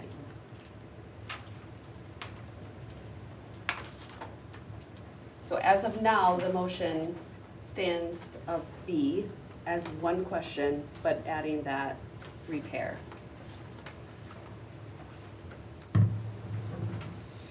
Other comments with, and I will, piggybacking off of Lori's comment with that maintenance piece. I get it. I know this is where the, And I we're do, at I just, almost 24 million. If you wanted to be at the 23.5, we can look at the bleacher repairs and prioritize and say, do less repairs there, deal with the most critical to cover the cost of the field replacement to keep you at 23.5. so you have 1.5 million in the rebuild press box and bleacher upgrades. So yours, I was close to yours, except I was taking that, basically 750,000, I was cutting that in half and saying, we gotta somehow get our bleachers and the press box upgraded for 750 instead of the 1.5 million. Good. You know, that at least would, structurally should make them functional. and we also really talked about the press box, different things getting, if there could be sponsorship, if there could be, I'm really going back and forth between one or two questions. I think that's where I'm really stuck, is having, with discussion with Marge and Matt's motion, as far as keeping it as one or having maintenance as one and having the rest as a second question. That's where I'm really torn. Yeah, sure. I am concerned that we still have enough naysayers that they're gonna say no to the whole thing. And with Lori, we're out of luck with the maintenance in the elementary school. You know, I know we have support from the community on making sure that the maintenance is taken care of, that our kids are safe in the school. I think the number is still reasonable, though, putting them together. You know, I do believe we'll get the support, but if we don't break it apart, I think we're just gonna have a no across the board. At 6 million, Dave, what is that for an increase? So on that question, is that, or does that get iffy for us? Or is it even an increase? What are you asking about, tax? If you just Tax have a impact question. per 100,000 for $6 million. Well, that would be a decrease, all else equal. Math says $1. It's 4 times Yeah, less. there's a different, It's the, so I think that, yeah, so what's gonna happen is that question is gonna show a decrease. and this is Tax where, rate go down. this is where we went, this is where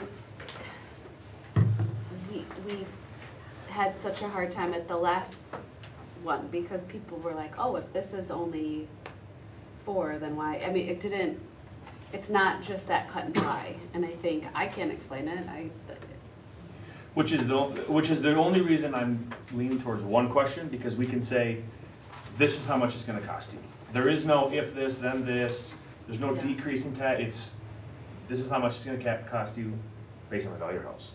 But I also get it. And if there's a way to structure that message, then I support 2 questions, but we gotta do it right.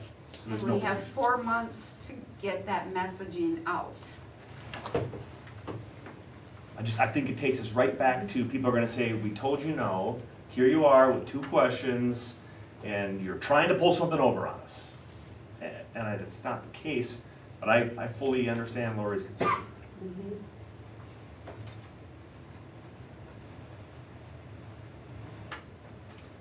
further discussion. Well, we have a motion on the Yep. table.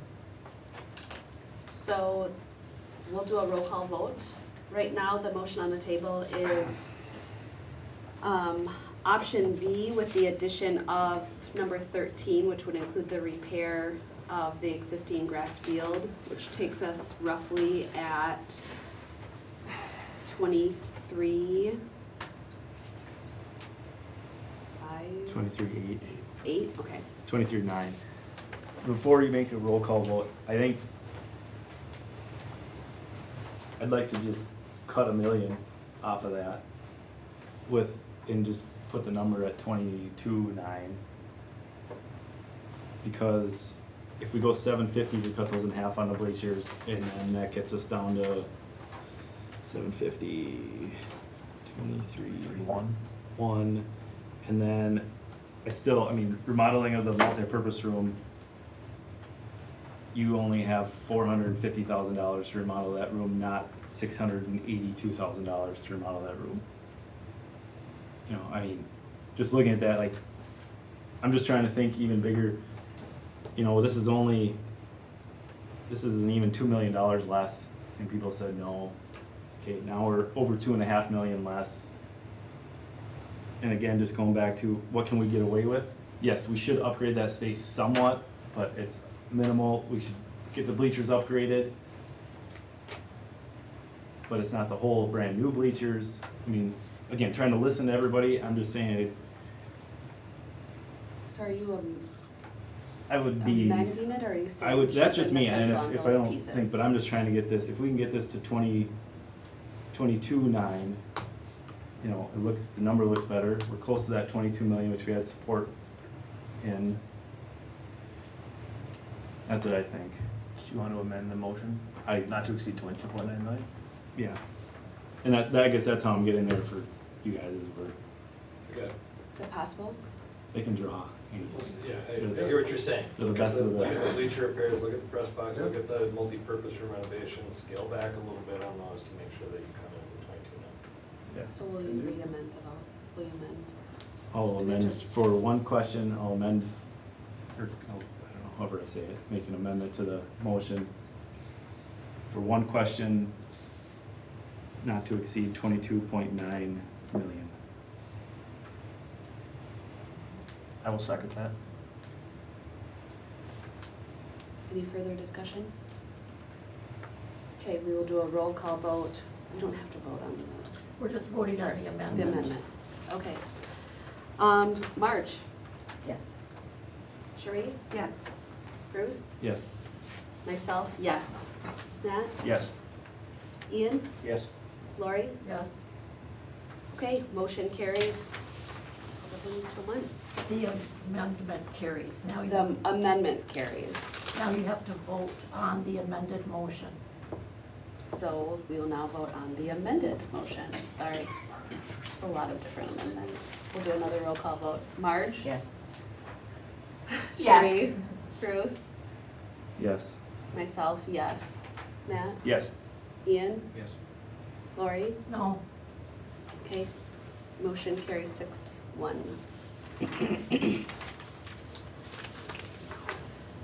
Okay, so we will take that. Let me just clarify that I have it. So one Yes. question, not to exceed 22.9. And then we'll work on kind of fine tuning. I'll bring back the ballot language in January. I'll certainly give you an update before then, but formally we'll bring it back to that meeting for formal approval on the ballot language. And you will be able to get us an updated, a little closer tax impact at 22.9. That one question, you'll be looking at the project as a whole. So during design, once we'll be looking at all these different numbers and things may adjust a little bit here or there to stay within the 22.9. So that's all part of the design process. 21.9 is even better. We Oh, will absolutely. take that. So we can. Keep sharpening the pencil. Okay. Moving forward to our district and school report card presentation. Thank you, principals. Thank you. For everybody to be here today. Lots of info tonight.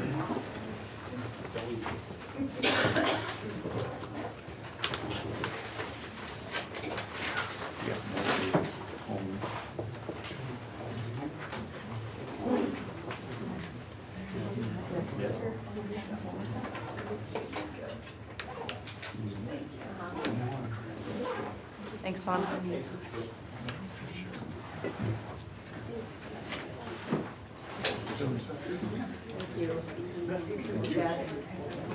Yeah, thank you. All right. This has been a jam-packed meeting. So, switching gears. Sorry, are we ready? Are you still talking? You good? Okay. Wanted to give you an overview of our district and school report cards. I know we've spoken about this a little bit. In front of you, you have color copies of the district card, high school, middle school, and elementary. Those are multi-pages long. We are not going through them in that depth. Really, we're going to be looking at page 1 of each of these. If you have additional questions about data in there, you can certainly reach out to me. I can help facilitate a conversation between you and a principal if you really want to dig a little bit further into the details. Anyone watching at home, these are all public. So you can go to DPI's website. You can see our report card for anyone in the state. These are no longer embargoed. And as you heard me say before, we are feeling really good about kind of where we are right now. So wanted to start with kind of the why. So the report card in general from the state, publicly report out how our districts are doing and how we're performing, provide data on specific areas of strength and opportunities for growth. So DPI themselves would tell you that they want you to spend your energy first on what are you doing well. Celebrating, analyzing the data, what did you maybe do the year before that had a really positive impact on student achievement in your building, and then focusing on what are some areas of growth, what is your data telling you of where do we need to put some energy, professional development, whatever that looks like. So our admin team, we've had access to this information for many months. So we've had a long time to be able to kind of digest this at the buildings, and they'll talk about this with their respective roles. They have also had additional conversations at the building level. We use this as one piece of data to talk about how things are going.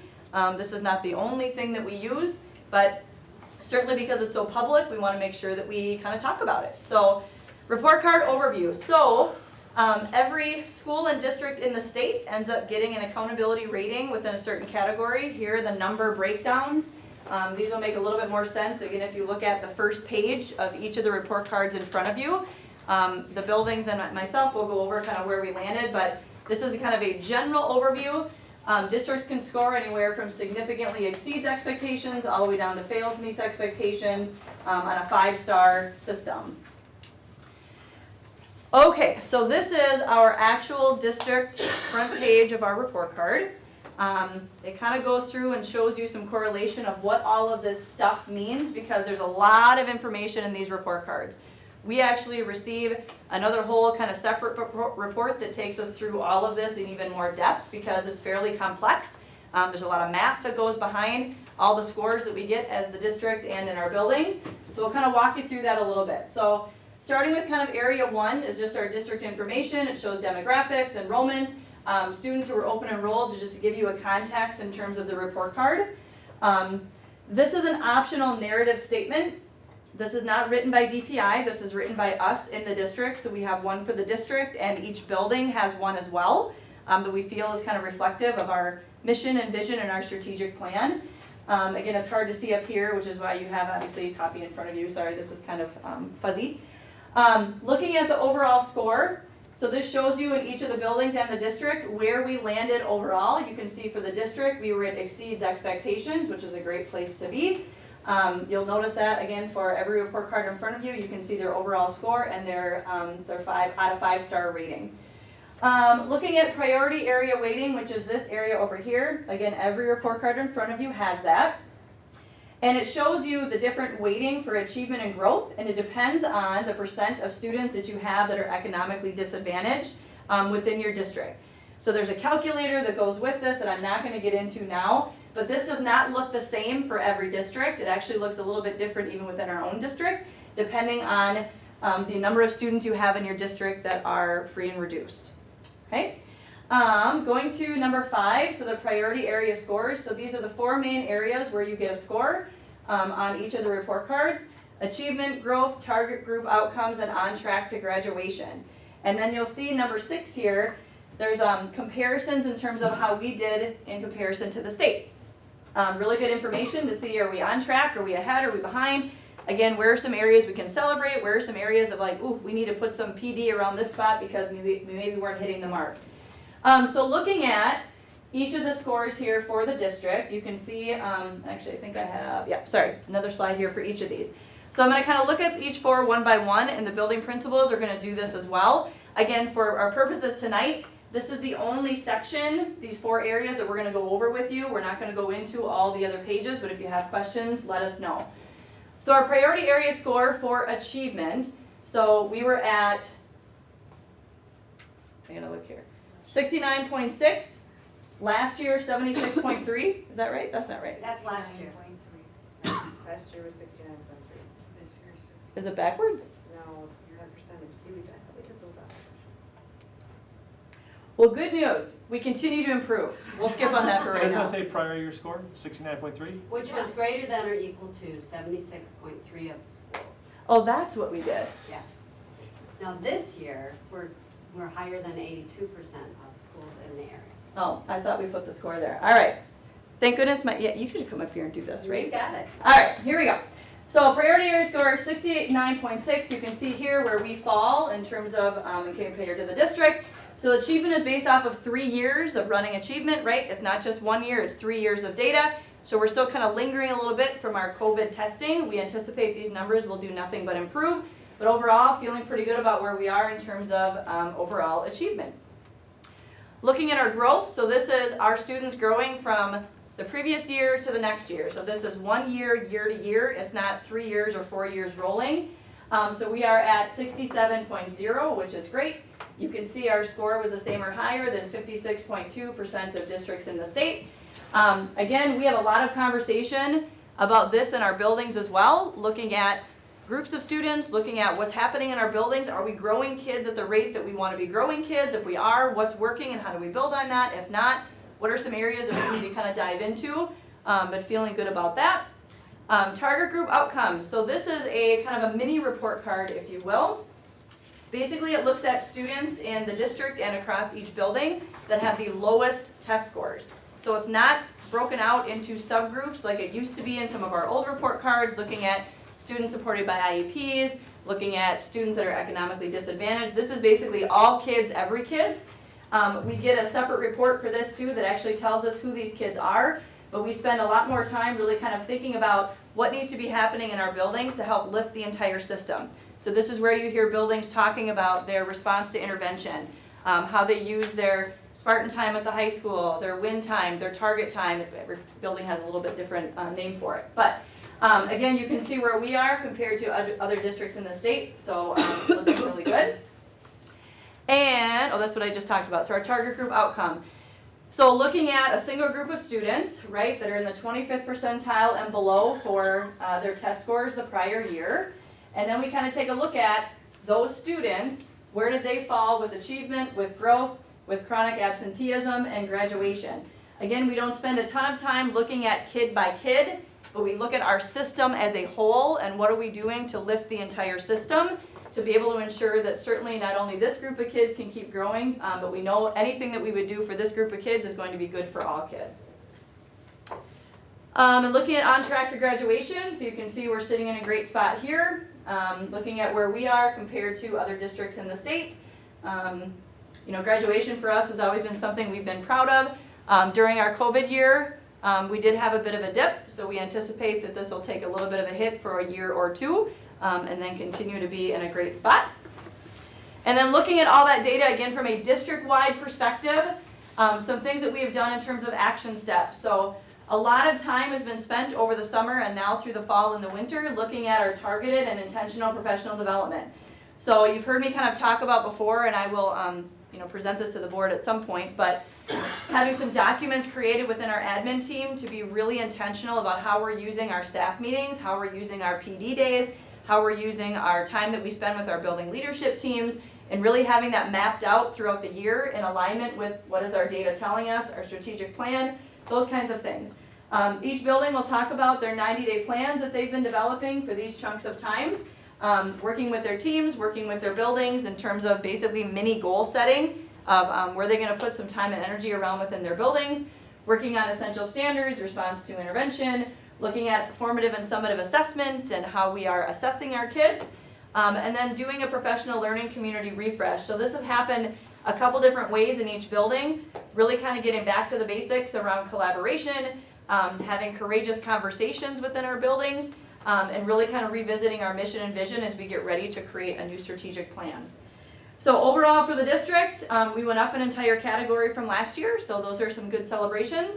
And I'm going to pass it over to the high school. Can I ask one quick question? Yeah. The K through 12 state, is that comparative to districts our size, or is there kind of a state average when it says just the state? It's the state. Just The whole no state. matter Size where. doesn't matter. Yeah. Like one of the things you'll see like in the middle school, we're compared to 6-8 middle schools, even though we have a 5th grade in our building, it doesn't matter, they still compare us to the 6-8. Okay, thanks. Well, hello. Again, I get to share out on all the work that Shannon and the staff have done, and so it's interesting for me to hear and see the differences from last year to this year, to see how 3 years impact that, and hopefully the work that we do continues us to be in that direction. So last year we were meets few expectations, and so this year we now meet expectations with an increase of 9.4 overall, which is huge. And so again, you can see that overall score from last this year. And really looking at the 4 bigger groups, so achievement as a building, we went up 1.3. In terms of growth for our students, we went up 19.8, which is a huge jump. Our target groups overall increased 17.2. And then like Shannon just mentioned, in terms of how the COVID year impacted graduation, we're still feeling that effect, and so we've had a negative 1% there. And so really huge growth jumps that we've seen, again, not where we want to be, but we're definitely headed in that right direction. And so again, a lot of hard work that was put in, and kind of looking at, like, again, what is our goal, what is our work? And so again, like Shannon's talking about, we're trying to build this system. We're not trying to, like, people in our building that I've come to know since July is they care a lot and they're working really hard. But we're working in a system that isn't functioning, and so we're building that system. And so really, I'm really surprised, I'm pleasantly surprised in the work that we've been able to do in 90 days. So really looking at, is there a light? Is that? Oh, I think it's, Yep. Oh.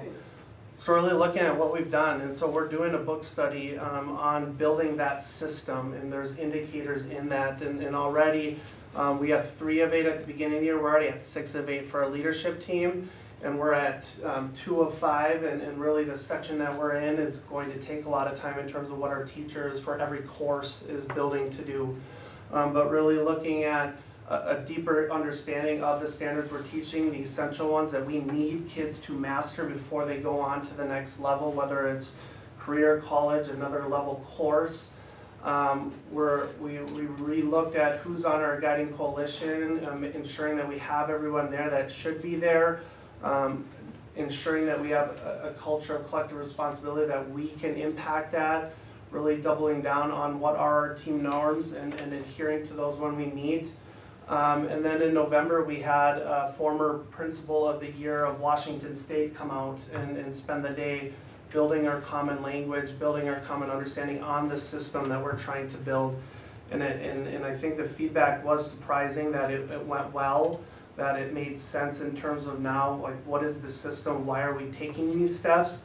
And I think there was a lot of shock that the person that came out who's been a part of this work, who's writing text for Solution Tree, who does a lot of academic work, said that we have the gold standard in terms of our schedule. Now we're digging into really utilizing it. And so that's the work that we're really doing, is we have the gold standard in terms of time for staff to meet, in terms of time for students to learn.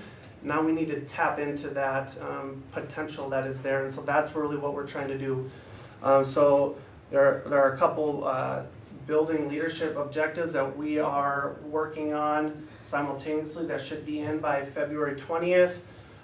We're looking at reviewing late work and how can students provide work so that they can get timely feedback, so staff aren't intervening on learning from September still, that it's relatively frequent for them. And so I think that will help us to even utilize the schedule that we have in terms of time. Again, that other schools that I've been a part of, we haven't had that. We say students need more time to learn, and then we don't provide that time. We have it, and now we're going to start utilizing that schedule in a more responsive way that we're excited for.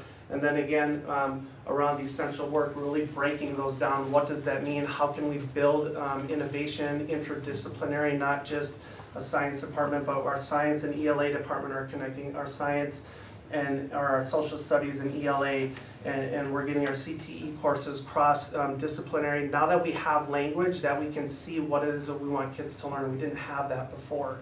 And so it's a lot of hard work. I commend every adult in our building that is taking the time to do this. Not many places have, but we're already seeing the benefits to responding intentionally and more responsive in time to our students, as well as the untapped potential to do some interdisciplinary innovation work that I believe the district wants for our kids and what our staff wants for our kids. So a lot of great things happening. A lot of potential that we're trying to tap into. We're not focusing right now, I'd say, on winning. We're focusing on the things that it takes to win, so that we know it doesn't matter who comes in, that every student will have that top-notch experience. So that's kind of our update. Any questions? Thank you.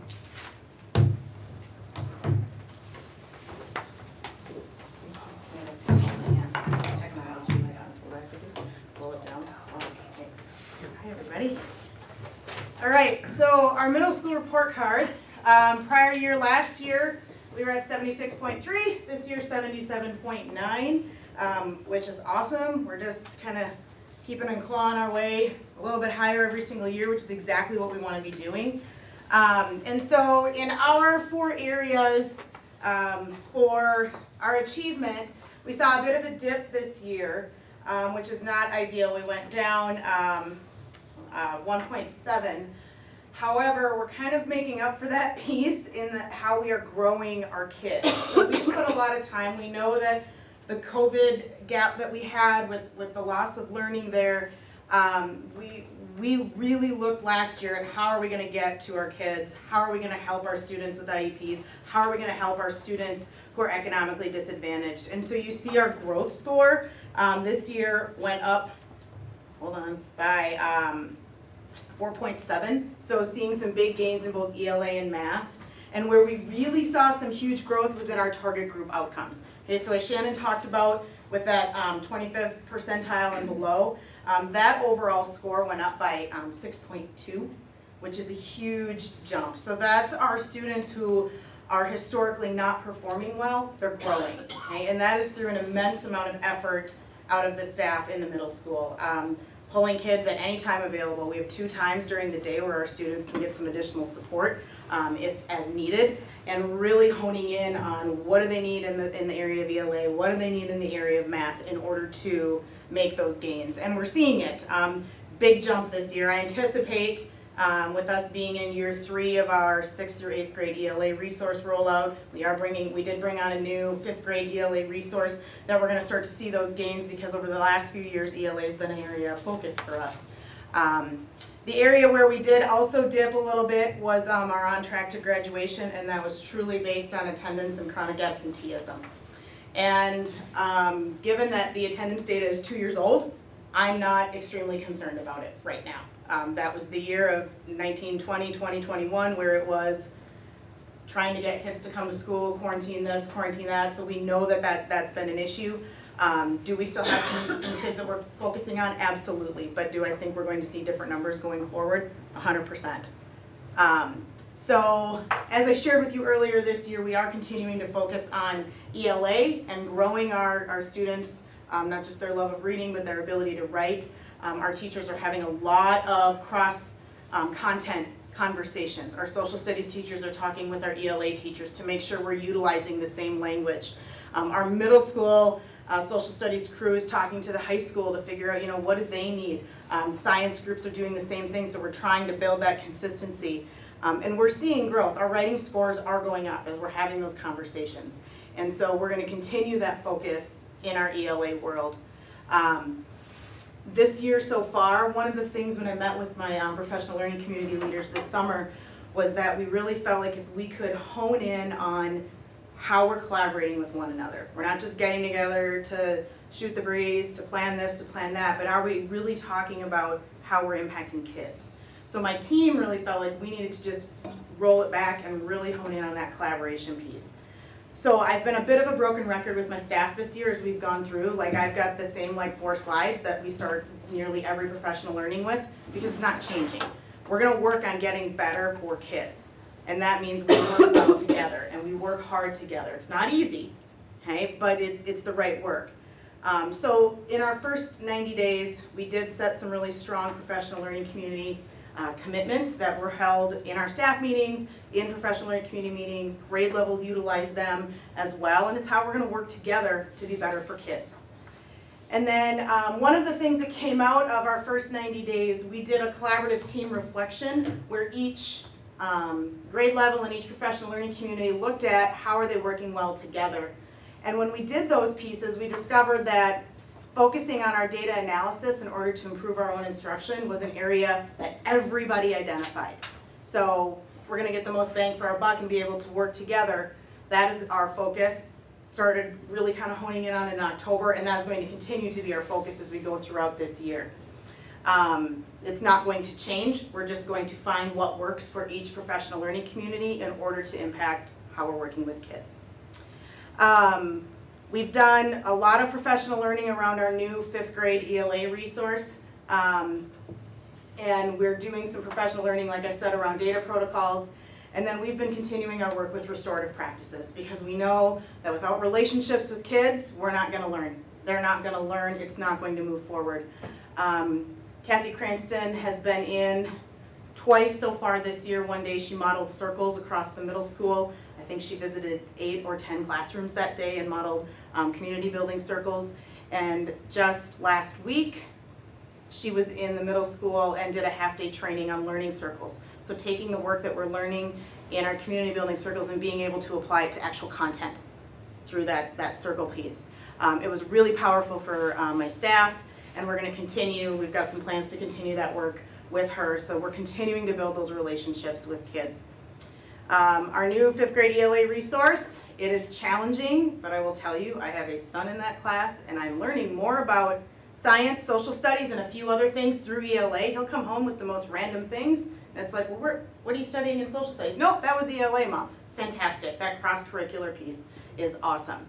Our next 90-day plan. So I just rolled this out last week through the great work with my professional learning community leaders. We are going to further hone in our work on collaboration. We are all going to be utilizing the same note-taking form that has the same kinds of reflective questions, the same structure, so that we are all working together on the right work. We are working on just about done finalizing. I'm going to say finalizing, it's not. If it doesn't work, we're going to alter it. I want it to work. We want it to work for our teachers. And we will continue to practice that piece so that, come February when we wrap it up, is it still working? Do we need to make some modifications to it?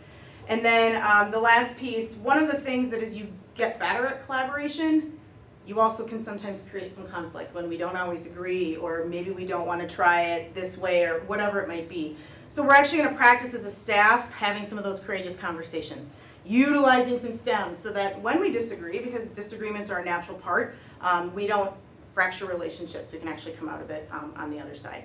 And I told my staff, I'm not going to ever say that you're going to be comfortable with conflict because very few people are, but we're going to practice it so that we're not afraid of it.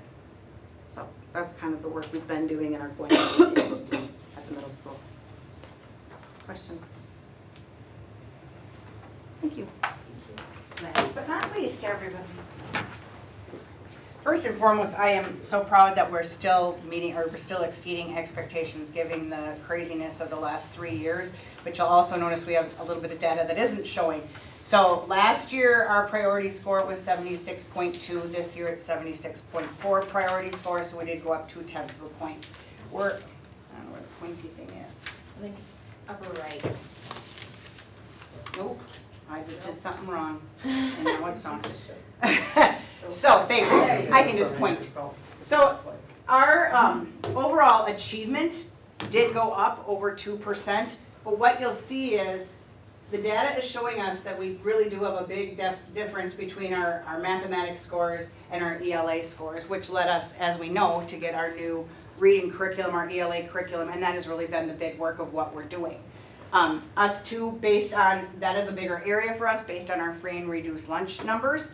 But you'll notice here, we don't have a target group. Now, we will have that next year, but we have not had enough students with COVID and not taking the assessment to have a 3-year trend to identify. So now we do have, moving forward, students identified in that bottom 25%. So next year, we will have a target group and we'll be able to see how they did on their predicted where they should have scored and how they actually score. So this year, we still do not have the data to display there. Our on-track to graduation, our growth took a slight bit of a dip and so did our on-track to graduation. So we're looking at the same kind of thing, the absenteeisms, and like we only think that would be better this year. We don't have kids being quarantined, we don't have big groups of kids not being in school. So then as we look, when I go on to my next page, it's gonna look very, can you just click it? I don't know. Yeah. Thank you. Okay, so Sarah and I have worked really, really collaboratively together. When we met with our leadership teams, a lot of the same things came out. You've heard me say this. My staff is working so hard, but we want to make sure we're doing the right work. And our data isn't reflecting the demographics that we have and where we want our data to be, given who our kids are. And so we too thought, we work really hard, but are we doing the right collaborative work? So our first 90-day focus too was that intentional collaborative team. How do we give each other feedback? How do we work together? How do we run our meetings? So we started by creating that staff learning community agreements. And we've really taken a deep look to how do we work when we get together. Andrew said it, we have time to meet, but what does that look like when we're working together? How are we using the data to drive what it is we want kids to know, and how do we know they know it, and what are we doing with this? So we're really looking at spending time being more effective professional learning communities. We too have done professional learning around the ELA curriculum a lot. It's the biggest focus of our work this year, and in addition, restorative practices. Kathy has been with us two days. She was also here with our support staff for a half a day. Really working on building those relationships. How are we taking that next level of building relationships and then learning in that circle and how to teach kids in that circle way, in that community building way. We have had 2 rounds of interventions. So as you know, we give universal assessments. We take kids, we divide them by what they need. Based on their needs, they're in this win time, which is a half an hour every day. So then we progress monitor them, reassess, reestablish their groups with the idea of working ourselves out of a job, right? So the kids that were working on phonics are now moving into fluency groups, and fluency groups are working into broad reading. So we're going across the needs that students have to meet those reading needs for them. And 2, like Sarah was saying, moving into our next 90 days, we are going to continue the focus on how do we work together? How are we warm demanders of each other? How are we making sure we're asking each other the right questions? One thing I'm really excited about, and I want to get teachers into each other's classrooms, observing each other, seeing how people are teaching a lesson, and then talking it through and how things are working so we can learn from each other. And then 2, also working through the conflict that we know. Conflict is natural. We know that we need to push each other. And how do we push each other to be better on the day-to-day basis with everything that we're teaching? Questions about our plans? Thank you. Thank you. Abby or Trish, any final words?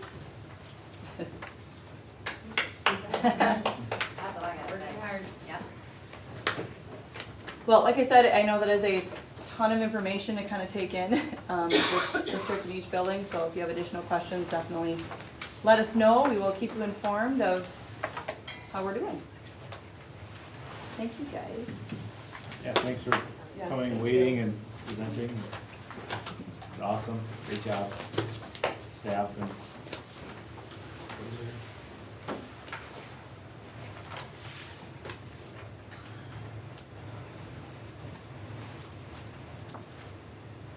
Okay, moving on to our financial reports and enrollment report. Any questions or comments with either of those two areas.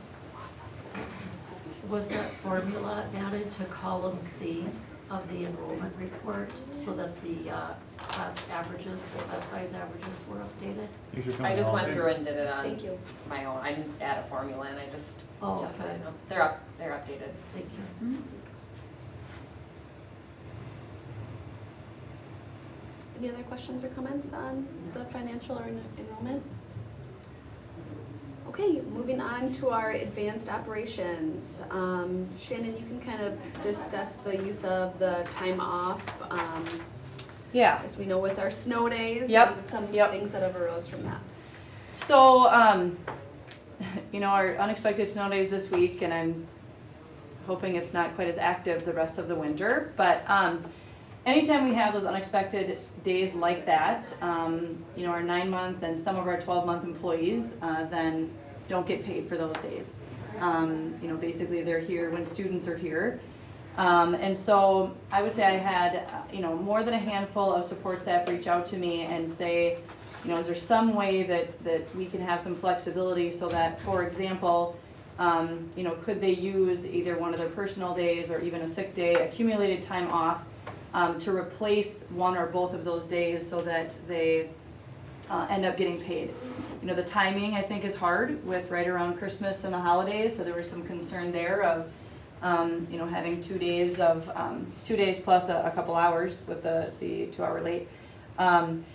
So, you know, I talked to Jody a little bit about this too, of like, you know, what might, I'm not even sure if I have an official recommendation other than looking for some flexibility to be able to navigate this now in the short term and then bring back to you in January a draft of some amendment language for the employee handbook, you know, to allow for a little bit greater flexibility, I guess, when this type of situation comes up. So I don't know your initial thoughts. I mean, I want to be sensitive to, you know, those days are hard because they're unexpected, and with budgets and planning, you know, that can be a hard hit on some homes with some employees and families. So I'd like to just kind of think about that. You know, if you prefer, you know, I bring you some formal handbook language. I can do that too. I guess what I'm kind of looking for is some immediate flexibility to try to address this now for those that may want it. There may be some that don't choose to do that, and that's okay too, but I received enough messages that I felt it was worth bringing to the board to at least have a discussion, and then kind of go from there. So, How long before we have to make up extra days? so we are barely okay right now, but remember, it's not days necessarily, it's hours of instruction, right? But I mentioned that just for anyone listening at home because that was a little bit of a hot topic after the last couple days here. So the elementary will be fine forever. They always have more than they ever need.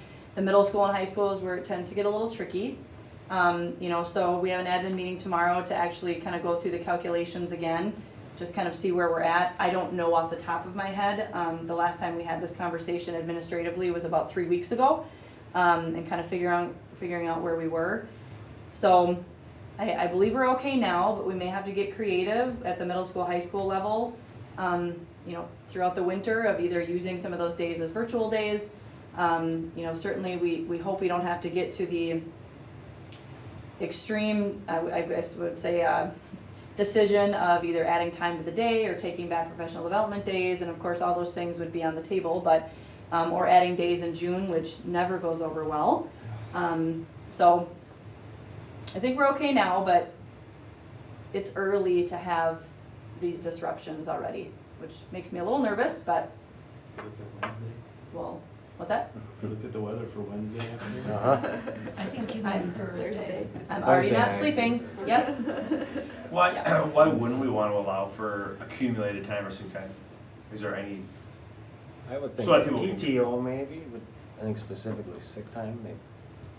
You're saying they're still taking their personal days that they have, it's not like. So that could be an option. I think we're, you know, in general, this has come up before, you know, this isn't kind of the first time, but I think in general, just allowing some more flexibility for those that might need it more than others, right? You know, there are some that I think that probably not a big deal. There are others that this is a very big deal. So I'd like to be somehow responsive to, in our handbook specifically, of allowing that flexibility. So, I guess I first instinct is, yeah, I don't have a problem with this. Mhm. Just thinking about, okay, if we do have to add time or we do have to add Yep. days, then it's saying, okay, we're paying them for this and now we're paying them again at the end, which does cost money. So I mean, a couple years ago when there was what, 6 or 7 days? yeah, yeah. So And I think, and Jody and I Ordinance planned or on something, looking I at don't know. a couple other handbooks too, to see if we could get some verbiage to maybe help cover that. You know, I don't have it with me tonight. This kind of came up a little bit unexpected in terms of, I wasn't sure if I was gonna bring it tonight or not, and I kind of decided to at the last minute, right before the agenda went out. So, I agree with Matt. I mean, if that's the 2 people you need to at least look into it, I'd be Okay. open to that for sure. Some type of cap though, I guess, in my mind, or. Do you need a motion or action in order to allow it to happen now? Because this is for right now. well, if we wanted something to happen kind of immediately, right, then we would need some sort of a motion, because essentially the handbook doesn't allow for that right now. You know, I mean, that would be ideal for the handful of staff that reached out to me, because I think it was timely. You know, but if we were gonna wait till January 9th, I think if you're most comfortable doing that, I can bring you some, you know, actual handbook verbiage that might be helpful for you to, you know, kind of wade through some of the scenarios you said. I truly think that that's fine too. I think it's at least a good start to know that we'd be open to having some dialogue of just revisiting that portion of the handbook in particular to allow for some flexibility with unexpected situations like this, so. There's a difference between accumulated PTO and sick time, right? Even for the staff we're talking about? Yeah, so, yes, because we changed it this year where in the past, you know, they would have to accumulate their time kind of 1 day per month. Now we give it to everyone ahead of time. And there are some provisions if you don't, you know, remain the whole school year and, you know, those kinds of things. But, so I think it's a little bit more convenient now to have some of that flexibility than it maybe was in the past, which I think is a good thing. So. But I guess my question, those that would be needing it should have PTO. Correct.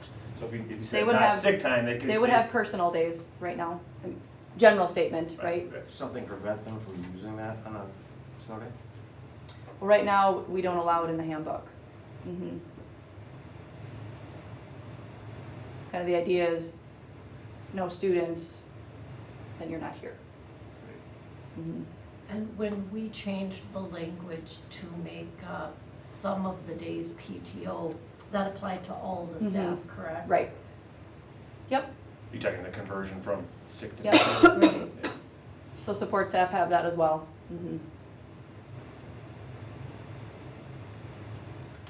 Well, one of the things I'm concerned about is it seems like, and maybe I'm misunderstanding,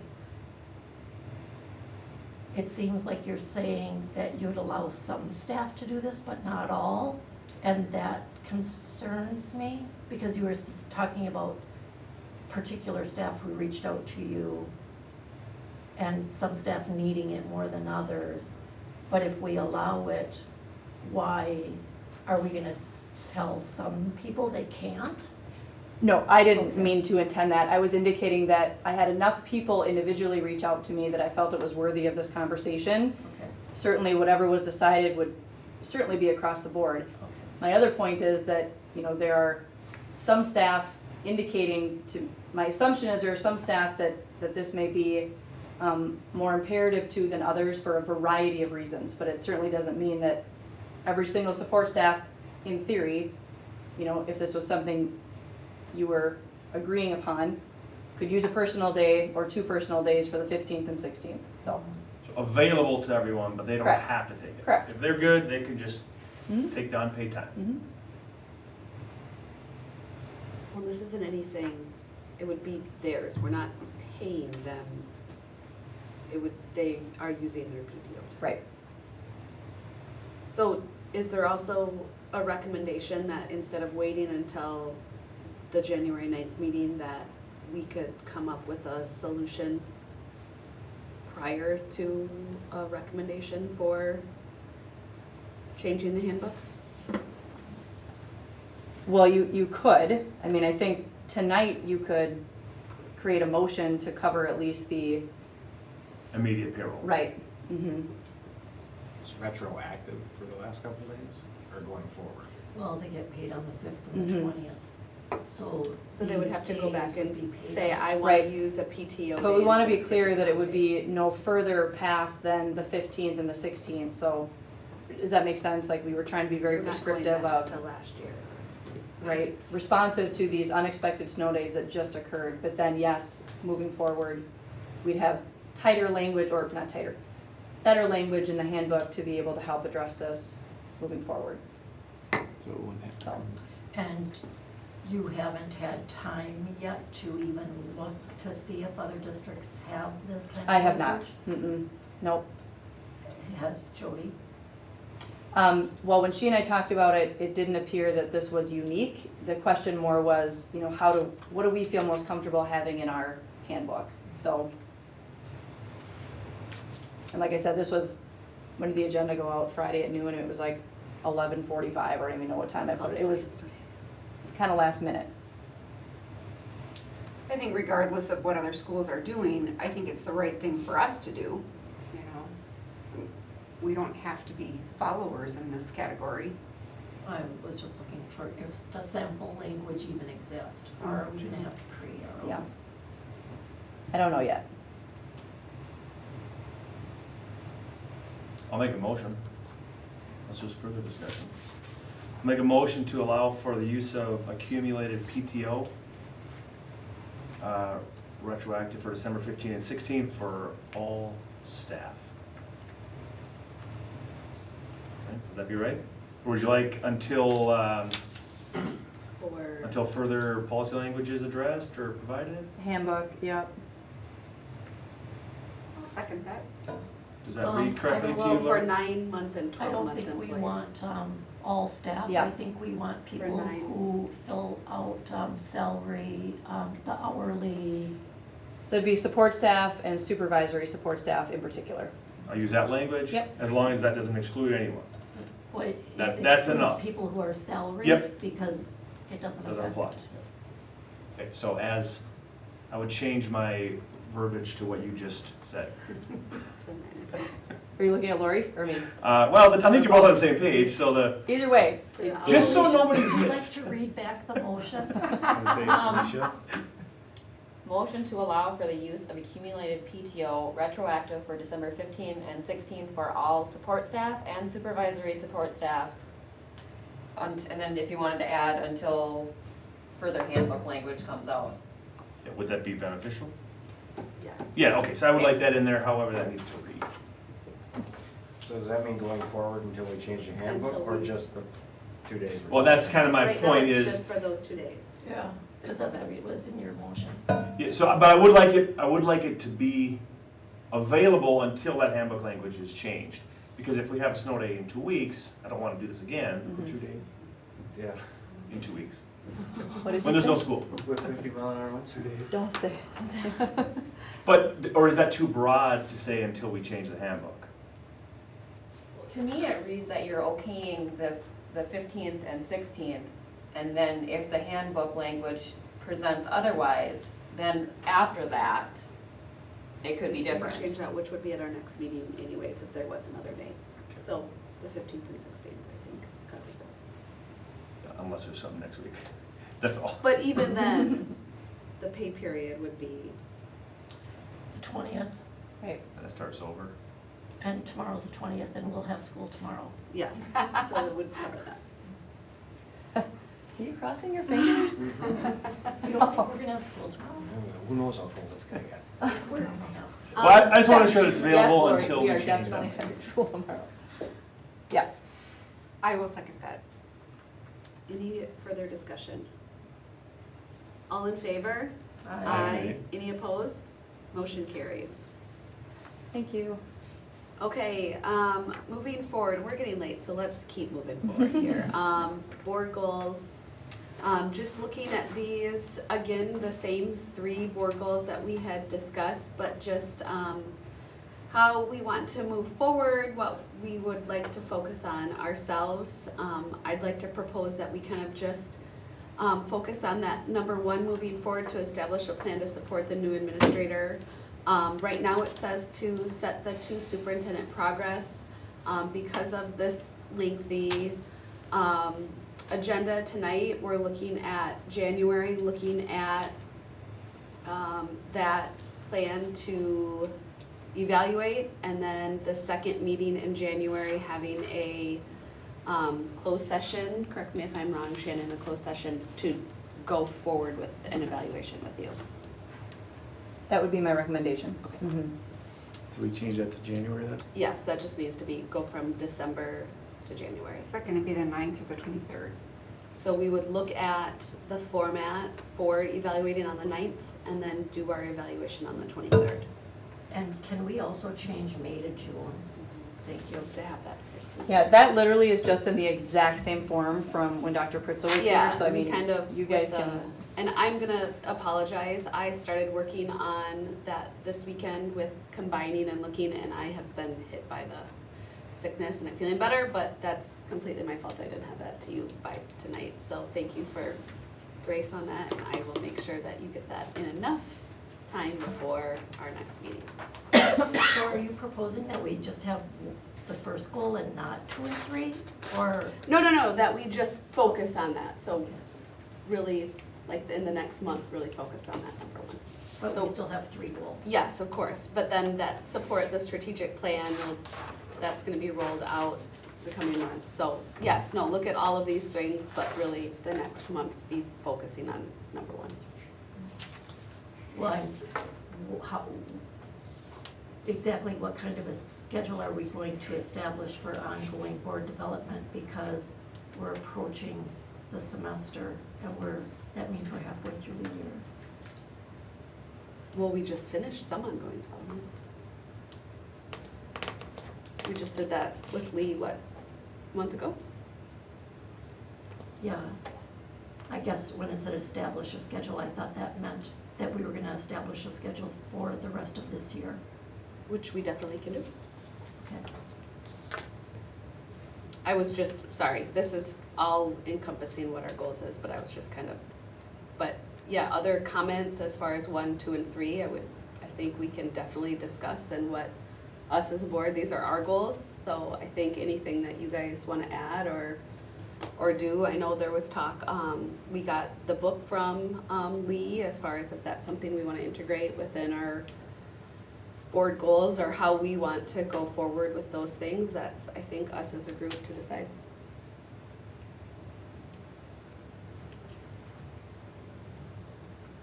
Would you like to, I mean, are you guys thinking it would be beneficial to establish a schedule? I know that Lee had talked about that the last time and having more of a kind of an idea of when we would meet with him again or when we would put this on agendas as far as specific discussion to be more meaningful with that piece.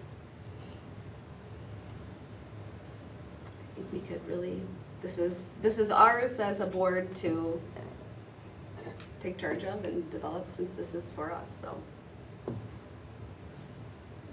Yeah, I think some dates would be good. Some possible. One, I know sometimes it gets to be a little bit longer nights or just more than two. I want to, ongoing board development. We've done more board development in the last 5 months than we've done for most of the board. I mean, I'd also look at, we just approved a referendum question and we're asking our superintendent to do a strategic plan. Maybe our board development's around the strategic plan or referendum. I mean, maybe it's just something like that. To add another meeting or another time on, I think is gonna be a lot for this spring, especially now we're asking 2 pretty intense items out of our superintendent, so I get ongoing board development, but also, we've done some this year, maybe. I mean, these are goals.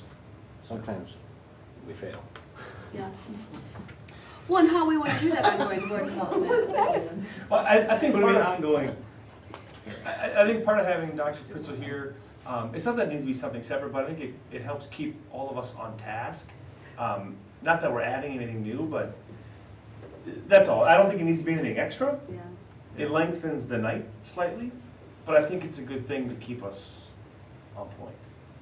Or even going back, okay, ongoing development, it was posed at the last, what did we do to help the referendum, or what did we do Right. that it failed? Like, is that something more focusing on that piece with now that we've approved that coming up in April to put some of that board development on supporting the referendum?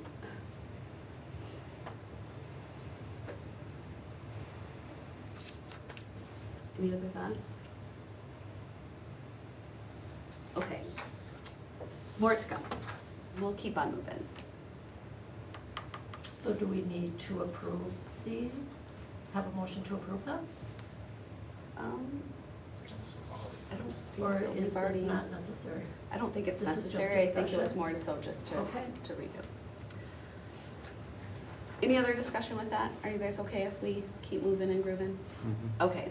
Let's look at consenting our agenda. Is there any questions regarding the minutes, board bills, personnel update, or the students graduating early changes, or anyone willing to make a motion?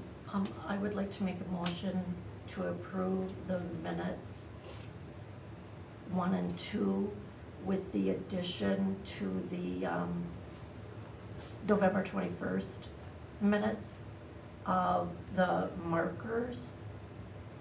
That was the primary work that the students assisted the county health, the county medical examiner with.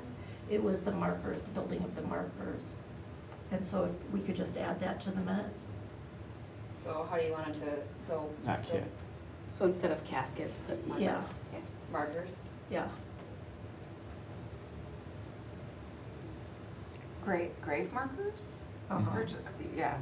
And also the board bills, the personnel update, the athletic personnel update, and students graduating early, and changes to registration guide with the addition of the applied math slides, slide 54 and slide 62. That's not in his memo, that there were corrections to those, but those slides do have corrections. So I just want to make sure that it's reflected that we are approving the changes with the applied math added to slides 54 and 62.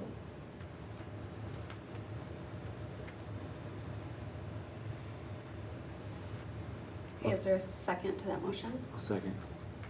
Any discussion? Did you get all that down, Alicia? I think so. Awesome, thank you, Lori. All in favor? Aye. Aye. Any opposed? Motion carries.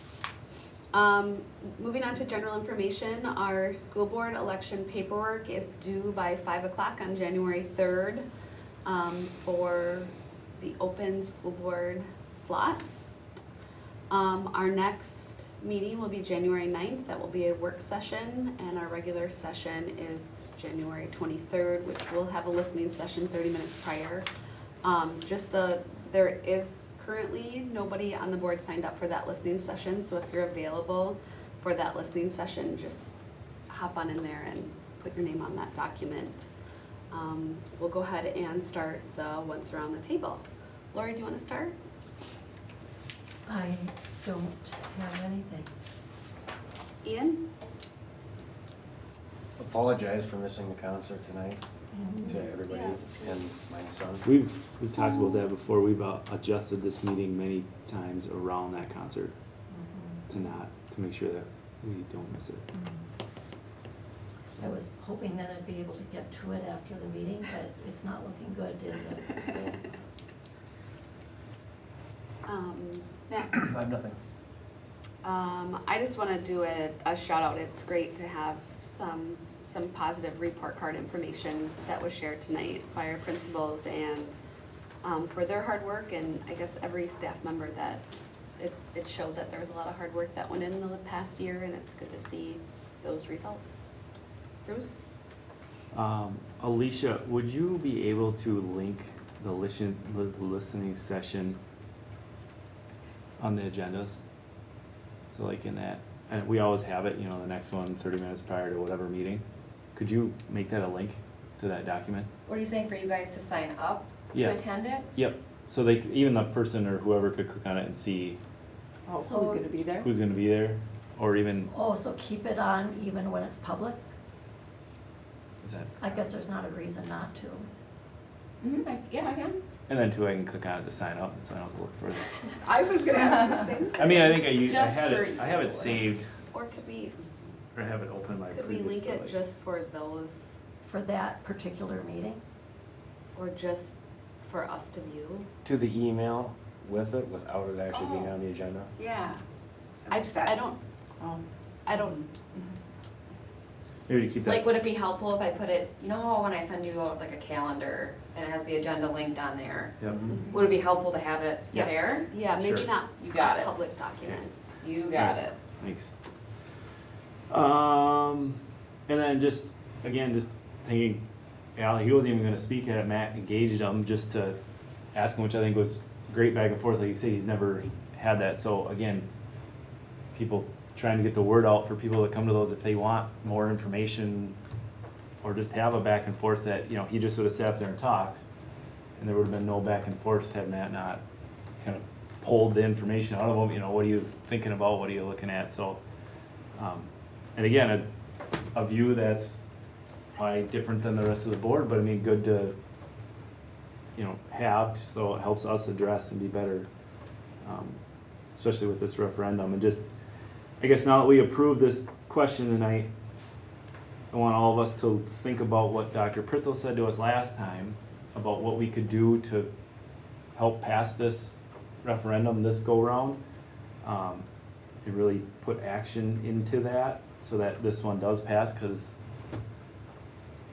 we've already taken our needs and said, all right, we're listening, we're trying to listen, and I hope everyone, the people who did vote no, realize we are listening and trying to do maybe a minimum of what we feel our district really, really needs, even though we know we have more needs, but we are listening to say, this is what we think we can pass, so I hope, and people still do have questions, I want them to reach out to, I think, any of us, and especially, sorry Shannon, but you, but us too, reach out to us and ask questions, but I'm sorry to go on about that, but I really hope everybody sees that we are making sacrifices here to get this passed for the whole district.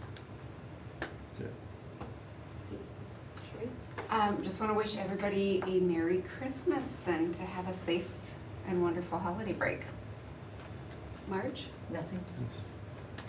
Okay, is there a motion to adjourn the meeting? So moved. Well, wait, Oh, hold on, we I gotta will go make closed a motion to Oh, adjourn into I'm sorry. closed session of the board pursuant to Wisconsin statute 19.851C for consideration of employment, promotion, compensation, or performance evaluation data of any public employee over which the government body has jurisdiction or exercises responsibility. Thank you, Lori. Is there a second? I'll second. Any discussion? All in favor? Aye. Any opposed? Motion carries. We will now move into closed session. At 8:38 PM.